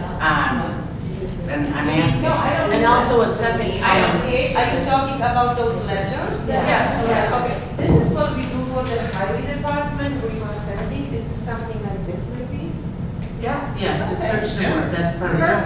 Perfect. And the only other additional thing that would help us is like for the credit cards, because, So we can talk about it. Well, the credit cards are on a different day, and that's So, why well, they the go in Metro, next. the credit union, you know, like on the last page of this, where it's got the Metro credit, we don't know who that's for, the Metro I think that's a credit. very good idea, that's what she said. Yeah. So that's doable, of course. Yeah. Doable like this. That's That's a lot. That's a great idea. That is nothing, that's great. Can I just say Yeah, we can do that. Then I don't have as many questions when I get here. And I don't have to look through every single thing. I can just go through the things that I think are exceptional or whatever, or I have questions about. So Or I should we could, withdraw the motion or change it, the motion? then I don't need to be taking over here, but, That's good. the No, I only think that's other good. thing that I would say is, when I'm back there, I don't really think, oh my, I can't talk to anybody. And so if something comes up and I say, oh, you know, like, what is this? And then the next thing I know, everybody's either answering or correcting. And now, where do we draw the line on when we get to discussion where we are in violation? So that's the only thing I say, that maybe just so that we aren't, that I am not constantly going, I oh, you think can't Dan- talk. Yeah, that's. I think Dan has previously, because I asked the same question 4 years ago when I was a trustee. And Dan had advised us at that time that the way we did it, because we didn't deliberate, we didn't vote. It was discussed, you know, we passed a motion, second, and discussed, and like we did tonight, over whether we disagreed or not, we did it. That we weren't an OMA committee. So we can leave it that way. I mean, he already did give that legal opinion. I think he Well, can do he- it again. It sounds like you just want to make it part of the regular meeting, and if you do deliberate, discuss. But now they're going back a little. If She there's wants to know real where to work- draw the line. I need clarification on this, I know we've asked. But I see that Pam If doesn't we give have that 3 to- trustees in a room, or 4 trustees in a room, and we ask a question of a staff No, member, that does not. does that absolutely not count as a violation? You ask a staff member who's present at the same time, it could be deliberating on township business, yes. That could To be ask quite a a bit. staff member who's not a public If official? you're more, That was if you're my more trustees concern that deliberating or initiated. discussing township But business. then why would you give the opinion that what we've been doing is fine? I'm a little confused, because we always ask these. We thought that staff members, I tell them what the bill is. Okay. I mean, that's. we don't talk to each other. We don't discuss, like, what the bills are, or, I mean, when I was a trustee. What is this for? We do deliberation discussion. Yeah, we would say to Denise, what, There wasn't what a discussion between insurance? the trustees, it was between the staff member and the trustee that had the Right, question. the individual trustee would ask Denise. Let me look into that a little more Okay. detail, okay? I want to make sure I'm right about it. I agree with that before, I appreciate That's that. why. Yeah, we'll look Well, at the it. PAC I think he what I now don't understands understand the is, question. the PAC will render a decision because The They problem- probably won't, they don't do Okay, anything. here's The a problem, trade. let me. Where I started out at, the problem is that when you're learning, training as a trustee, you read the statutes, you go to the seminars, they train you, and they tell you that you cannot have discussions between trustees, two or more, unless it's a part of an open meeting. Now, if I'm going to ask a question, we're back there for a bill, as I brought up before at the previous meeting, and then I turn to another trustee, or there's 2 or 3 trustees in the room, and we're bantering it around, we may have a problem based upon what I've been told like 150 times from these people that are telling us how to do it the absolute right. Now, maybe there are ways that were done before, but I'm not on the hook for that. And I'm sure there's great intentions, and maybe it's great, but when they come at us with all this stuff, and then they add on to that, here it comes, that by the way, if something's not being done right, that's on you, beginning May of 2017, and that's when, and that's why I had a concern, well, wait a minute, if I'm back there and we're getting some great input from the staff, and I turn to Laura, and I turn to Kim, and we have more than 2 back there, do we have a problem? Now, we need to have more than 2 back there. I need to be able to say, okay, if I have a concern, my concern not only is from what the employee, wonderful, gives me the interpretation, but then what's the positions of the other trustees or concerns that they have? We can't talk about that. So it sounds like you would rather have it. Unless it's part of, well, that's what we're told. When we go to these seminars, that's what we're told. Then we come back over here, we sit down We here. have some public, Eric, can you come up, please, stand at the podium, and what's her name? No, that's part of the public. Yeah, you missed that part, but it's part of You the rules. came in late, that is actually part of the rules, come on. We need to see you. Well, then you don't want to make everybody else has, Okay, let me just say something real quick. As the clerk, I have no problem coming here at 6:30, starting the meeting I don't early. either. Viesha, you can come in at 7:30 and pick up with the minutes at that point. Yeah, I mean, there's not gonna be a ton of conversation. I'll start the recording and have the meeting open, and I think that would alleviate the concerns that you guys have, and not have to impose on Viesha's time, and make sure everybody's comfortable with compliance. okay. Yeah, we will do it here. and Yeah. Then there's no question, and if we. Absolutely, and then I think you brought up, and I'll be here because, I'm part of the board. Right. I think, and, Well, the only person that would necessarily need to be here is Denise, and then if there are any questions, we can always we can approach save them them. at the and- regular portion of Exactly. the meeting. Exactly. So I know what I was gonna say, the agenda, so we're clear, there'd be part of the agenda, we can put it, if it's okay, I wanna make sure everybody's on the same page. Put it on the same page, at 6:30, it would be, general assistance review, or whatever, you'd probably list the 3 funds, right? Mhm. That That makes would be sense. the agenda. Right. Okay. And then we would mirror that, approval of general, with the later, we don't need a separate, I just want to make it clear, because I think you had mentioned a separate whole agenda. No, I said it was a choice, but I never Okay, suggested. so it'd be on the same, Yeah. okay, I think we're good. Yeah. All right, let's call a vote. Now, we need to, should we clarify? Oh, wait, clarify the motion. All right, yeah, revise the motion. And thank you, Mr. Dowd. So I amend my motion to have an Open Meetings Act compliant bill pay review which will include the trustees reviewing the bills out in the open meeting room, in this room. And we will have Pete or somebody from his office here taking minutes. A second. All right, having a motion and a second, can you call the roll? Supervisor Morass? Yes. Trustee Jones? Yes. Trustee Carabota? Trustee McKenzie? Yes. Trustee Sweeney? Yes. Okay. Next item, discussion and vote as to the inclusion of the board packet on the township website. I don't know that we had any research for you, but I think that any of you that are interested in government probably have looked at other municipalities. I think most other municipalities do actually have their board packet on the website. I'm sorry? Some. Yeah, I mean, Park Ridge does, Elk Grove does, I know Hanover does, I looked, now, obviously, we'd have to take out general assistance, that has to come out. Right. So that was why it had to get on the agenda to discuss here, to do this, okay? Rich, I'd like an idea of how much work, because obviously we need other proposals, you know, like this could be done without Granicus for right now, correct? Yes, it would be easy to post it. It's a PDF, correct? Yeah, if I can You write scan a it and document you post it. electronically, I can post Okay. it very easily. All right, I'm going to make, or ask for a motion to include the board packet with the exception of the general assistance ledger on the website of the township. Okay, I'd like to make a motion to include the board packet onto the township website with the exclusion of general assistance. Can I have a second? Second? Having a motion and a second, can you call the roll? Supervisor Morass? Yes. Trustee Jones? Yes. Trustee Carabota? Yes. Trustee McKenzie? Yes. Trustee Sweeney? Yes. Okay, moving on. I have a quick question. I just want to clarify how long you want them to come up for. Good question. What was the question?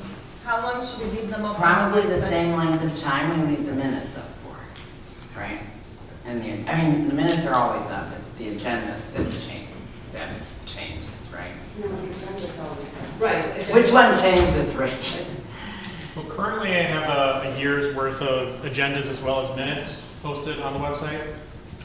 Oh, well, can So I we just just wanna leave it ask up for a year? You can leave it up, so I want you don't want to replace it, you know, when the new one No, I comes up think- the following. No, I think You we want can to leave it up. about I think you here? should leave it up. Okay, that's fine. Okay.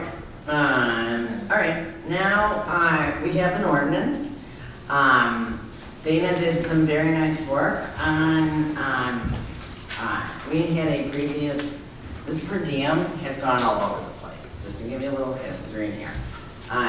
Years back, it was $150 in 1995. At some point, it was $95, and there was no per diem for staff. It was receipts. So I thought that after Dana had done a comparison and had talked to some other township officials, and you have the comparison in your files and your board packets, that it should probably be low, because to bring us in line with other townships. There was some other comparisons for federal and I think state. Yeah. So this is directly relevant tonight because of Toy. Also, the staff would be in their per diem, but what I was proposing, and you'll see it in the ordinance, and this is modeled, Doreen did a really nice job on this, on modeling this ordinance on something off of Toy. So it's a model ordinance, and basically, even though it's a per diem, you turn in the receipts, and whichever is lower is what you get. So you don't make money off of a conference. I'm sorry, could you repeat what you said about Okay, receipts? so generally a per diem is normally understood that you don't have to turn in receipts. So the way they suggested this ordinance, and you can change it, I'm not saying this has to be done this way, is that you would still turn in receipts, attach receipts of what you actually spent, and like, let's say the per diem you pick is 90 or whatever, and you spent 60, you would get 60. you wouldn't get 9 like in the past. Because that's what we're currently under. Yeah. Right, we're currently under 100. 100. Yeah, we included the older. Regardless of what you spend, because oftentimes some of the Right. conferences include breakfast and lunch, so when we have $100 per diem. But you can't go over a certain amount. Right, right. Right. I mean, and actually the toy does, I was kind of- with breakfast or lunch, but, Yeah. It doesn't. Well, the one breakfast we pay. I mean, the awards breakfast we pay for, Right. $25, so that comes out of your per diem. Right. Yeah, Uh, just subtract. There's no lunch. There's one lunch. Oh, there is one lunch? One Oh, so that's the only thing. So, the other portion, the mileage would still be the same. That wouldn't change, it's the current rate is, Yeah, 0.535. and just so you know, to encourage, lower spending, we ask people who are staff to carpool. And so, only the driver is getting the mileage. It's not that every participant is going to be putting in the mileage, which is, and then obviously, if you take the train, then you can put in for mileage, and you're not gonna get the reimbursement of the train, but you would get the mileage. As if you drove, because you got there. No, But for you know years you're- I've been taking the train, and I just, whatever the train fare cost, that's. Oh, that's fine. Which is always less. It's always less. Always. Right, so that's what I was saying, it never could come out to more. I think that's the 3 components, transportation, food, and mileage, right? And per diem versus actual receipts. So we left it blank because we wanted to find out where the words is. Okay. So we would probably need a motion to start this with a suggested amount. So I'll do it. I'm going to make a motion to vote on the ordinance lowering the per diem reimbursement of travels, meals, and lodging expenses of elected officials and employees number 2017-13 to lower it from $100 to $75. Do I have a second? Second. Okay, having a motion and a second, is there any discussion? I agree with that, the only question I had is referencing the receipts versus just approval. We can do it just approval. I mean, you can change the language. I thought it was more fiscally responsible to attach What, Yeah, I agree. one way that's I agree with not on here, that the way the state of Illinois does it, Yeah. is they separate the day by quadrants. So if you, let's say we read, well, That just sounds so.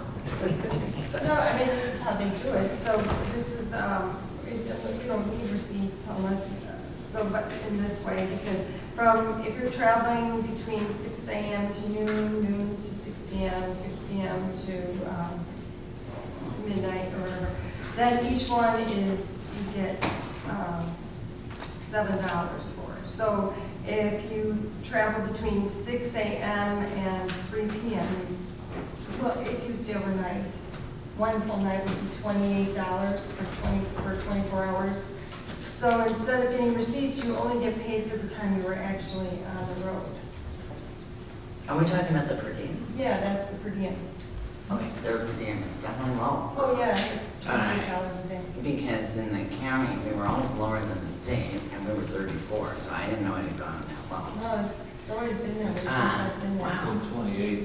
$28. So each quadrant you get $7. I'm not suggesting that. I'm Yeah, just that might be a saying bit that- complicated for us, just, Oh, I mean, in terms okay. of quantities. Well, and, traveling once a year to Right, go to it's an just educational as literal seminar, it's or not like we're Bloomington, I mean, it's submitting just- insane amounts of, travel expenditures. But So let's for get it. dinner, we'd be giving receipts for dinner? Is that what We you're don't saying? have to, I mean, No, that no, was, is that what yeah, you're- that was what I was saying, that everybody else does, I mean, some of the Okay. staff have expressed concerns about this too. But at the same time, I know you guys were big on the transparency, and I didn't want this We all situation. No, I said you all, everybody, we all are. Now I am too, but I meant to the extent that, I don't want any of you criticized for, going to dinner on a per diem and we don't have what the receipt is. So, So then don't we have to change this, because I think right now you only need the receipts if it's under section 4, which is approval of expenses, where the supervisor and board of trustees must approve the following reimbursements for a meeting, any expense of any official or employee that exceeds the maximum permitted under section 3, which is the per diem. So, right. No, that's a separate. That will never, I've never approved. so you don't need receipts under this ordinance? Under that section, no, but it's the one before it. I think that's surplusage. So you will need a receipt for the hotel, for sure. I'm talking just about the per diem. Just wait, hang on, let me just catch up and find my per diem. For simplicity's sake, I think it makes more sense to just say you get $75 All a right, day. let's amend this. Okay, amend it. I'm amending it. All right, make an let's amendment just to have it section $75 per diem, no receipts. Does that work? No, I think we should. Or you want The receipts? only time we have to give receipts is if in number 4. you're Right, if they're over, that's what And I, the board has That's to what it's- approve. that's I think you should Right. have to give receipts if it's under, because if you're just having dinner and you spend $30 instead, why should you get the $75? okay, Per so diem? that's So I why think had receipts it. should That's be. how I had it, the way I have it. That's exactly what I just Okay, so said. in documentation of expenses, where it says before any reimbursement for travel, including meals, may be approved pursuant to section 4, and section 4 says that it references section 3, which is just the per diem. I think we need to say 3 and 4 are both there. And They then work if you together. put section 3 and 4, so I make a motion to amend section 5, documentation of expenses. Before any reimbursement for travel, including meals or lodging, may be approved pursuant to section 3 and 4, or 2 and 4, because meals is under 2. $75 for Lodging is 3. and 3 and 4. Yeah, section 3. I think so. Section 3. A reimbursement form must be submitted. Otherwise, it would just be the per diem and not.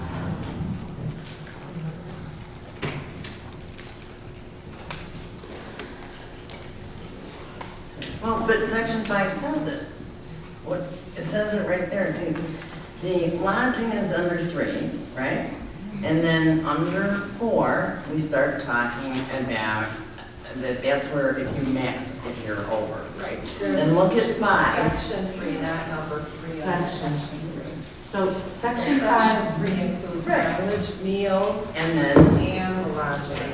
right, but then the documentation is what's referred to in section 5. So before any reimbursement for travel, including meals or lodging, referring to everything, may be approved, a reimbursement form for submission, travel, meal, and lodging supported by the following documentation. The receipt, travel, meals, or lodging. We were just doing it differently, we're gonna just strike out section 4 altogether, and say all of it has to have receipts. Oh, well, you either have to put 3 and 4 in, or you Or strike. eliminate 4, because section 4, in section 5, it refers you to section 4, which says you could just, which goes back to section 3, which says it's just a per diem, not actual expenses. So you have one no, of two actually, choices. You section either make a 5 motion says to before eliminate any some- reimbursement for travel, including meals or lodging. It doesn't even mention the word per diem. No, but it's only pursuant to section 4, which is. Oh, let's just strike that like. Yes, Yeah. yeah. Oh, Either after. I'm a little slow on the uptake. Okay, yeah, Okay. motion, okay, let's start this. Okay, so I'll make a motion to strike the section. Wait, let me table, I made the motion, so I have to, let me just amend it, and you can second it, I think that would be faster. So I'm gonna make a motion to amend, and to, motion to lower the per diem reimbursement of travels, meals, and lodging expenses of elected officials and employees, number 2017-3, as amended by striking the language starting with may be approved pursuant to section 4 that is under section 5. And can I have a second of that? Second. Having a motion and a second, can we have a roll call? Supervisor Moraska? Yes. Trustee Jones? Yes. Trustee Carabota? Yes. Trustee McKenzie? Yes. Trustee Sweet? Yes. All right, now, moving along. Now, we had talked about in the past, Dana and I have, the next two things sort of go together. Because we have, the levy is coming, and we have to present a levy to the board in November. And this levy has to be adopted by, December, what's the date, Alicia? It's the last week in December. Right before the board meeting. of December. Right before December's board meeting. Right, so, you know, in the past, we didn't do this, and I would like your guys' involvement, to have sort of a levy goal. And this is one of the things that is prominently at TOY. So I really, really urge everybody to go to that class about levying a road district. I mean, all of them, they have them at separate times.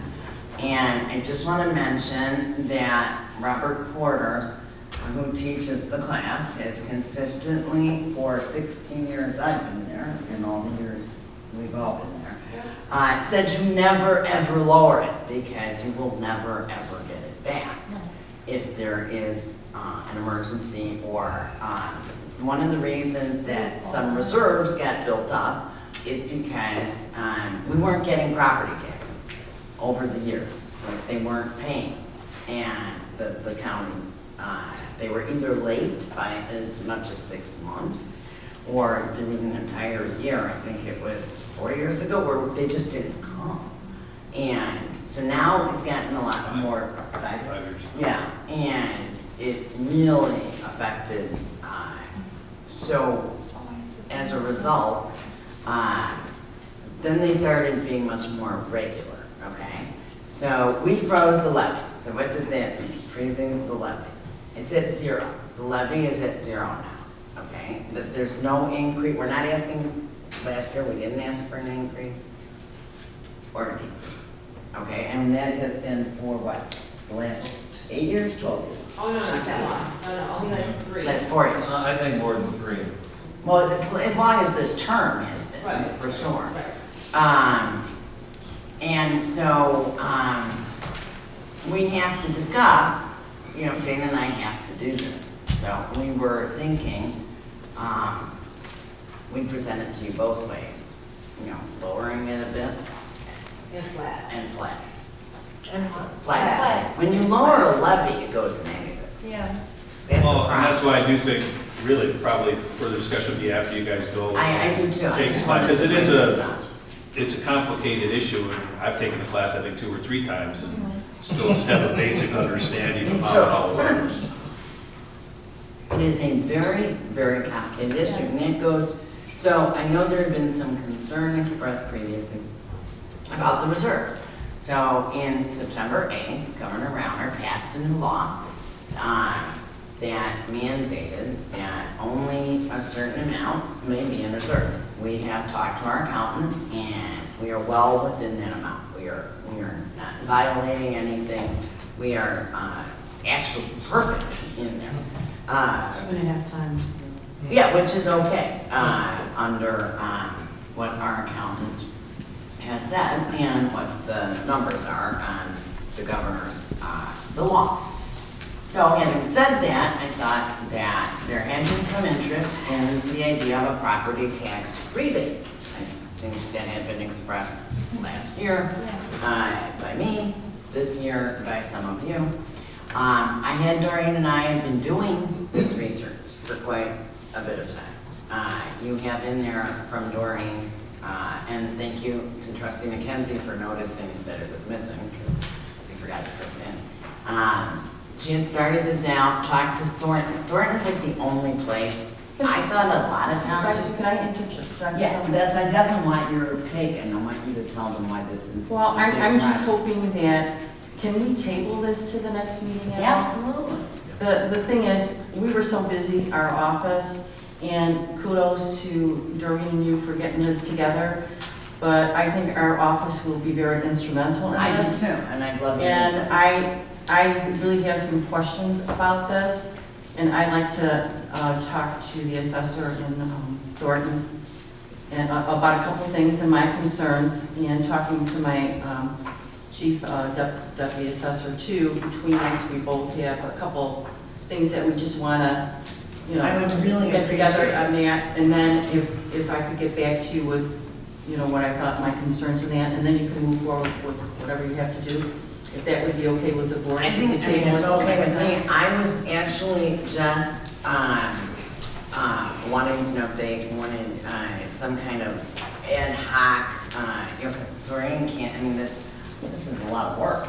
I know. And that's why I just didn't want Doreen and you and me to be doing this alone, and so, you know, that's why I was involved. I know Wally's done a lot of research too. In previous.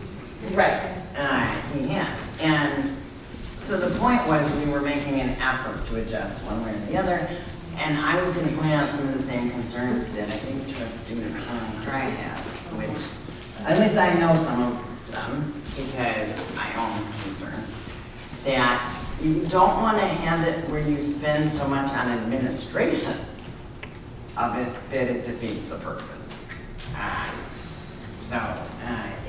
The way Thornton did it, to finish just that sentence, the way Thornton did it was as a percentage of your property tax.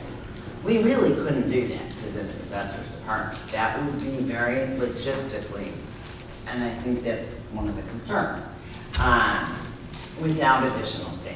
Because the Maine high schools did this, if you recall, 5 years ago, I think it was. And I've spoken to Donna Peller, Sean Sullivan, as well as the administrator at the time. Everybody in Park Ridge who's had a child in the district, or maybe everybody, because remember they had $1 million in reserves. Everybody got $75. It cost more to distribute that than the $75. We don't want that situation. So that's why I just wanted you guys to have it on your minds. I appreciate trustee Moylan Cry's thought to table this for actually after total, because that's the next point. Yeah, board meetings after. Okay. So, Yeah. If there's any suggestions on things that we can read, research, or think about, because I've never looked at a tax copy before. Well, oh yeah, we did 15 include. pages in this book. I've read those, but I mean, if there's anything else. I will send you, I can send you, I actually, yes, Dan and yeah, I have been doing a lot of research just for my knowledge, Yeah, so I can send it all to you guys, absolutely. You know, the simplest way, but it's not equitable, is just to give somebody, get a figure that's fiscally responsible to give back, and give it to, if he owns a mansion or if he owns a shed, you know, give him the same amount of money, but that's not really equitable. Well, that's what we had originally talked, you know, that's the rebate idea. Yeah. Now, we had talked about that, but that's somewhat dropping from Peter to give to Paul, and we talked to our accountant about it, and he didn't think that was particularly a wise idea. You know, another thing I've heard or seen in articles, the high percentage of people, you know, how do you distribute it? And by mail, obviously, they'll get it and cash it.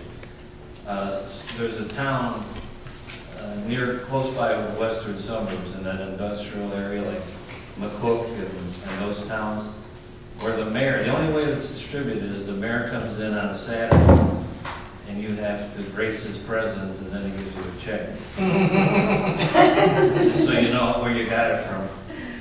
There's just a lot of, Rosemont does it. And Yes, Rosemont, actually, during was, Mr. Russell told me. Rosemont gives, 3,000. Rosemont gives an enormous amount. They're all related. Rosemont is such a tax base that they are not comparable to You know, that. Chicago had one a year. $75, and they gave them. Yeah, but not millions, but thousands of people didn't take it back. You had to make an effort to get it. The only, Chicago's rebate, how many people, I think 6 million? No, there's only, 3 million? I can't remember the there's about population. 270. But 55,000 took advantage of the rebate. And many more could have. Okay, so we will table that. I didn't make any motion, I just introduced it. So then we'll also table the goal of levy. You know, Dan and I will continue to work on it, and after you go to Springfield, we can present it both ways. Okay. So the next item would be consideration and vote on resolution of the Maine Township Highway Commissioner to sell surplus vehicles. This is resolution number 2017-RB-4. Can I have a vote, a motion to do that?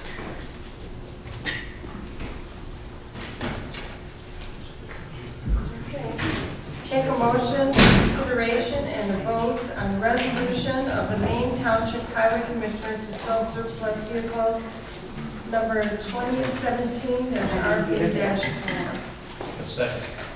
Having a motion and a second, can you call the roll? Supervisor Moran? Yes. Trustee Jones? Yes. Trustee Carabota? Yes. Birthday girl McKenzie? Yes. Trustee Sweeney? Yes. All right, and we have no closed session. May I have a motion for adjournment? Motion to adjourn. Second, all in favor? We're making a motion here. I'm sorry, what was that? To adjourn? Yes. Aye. All in favor? We're signing, we're signing. All right, happy birthday to you. Do not forget to take your flowers.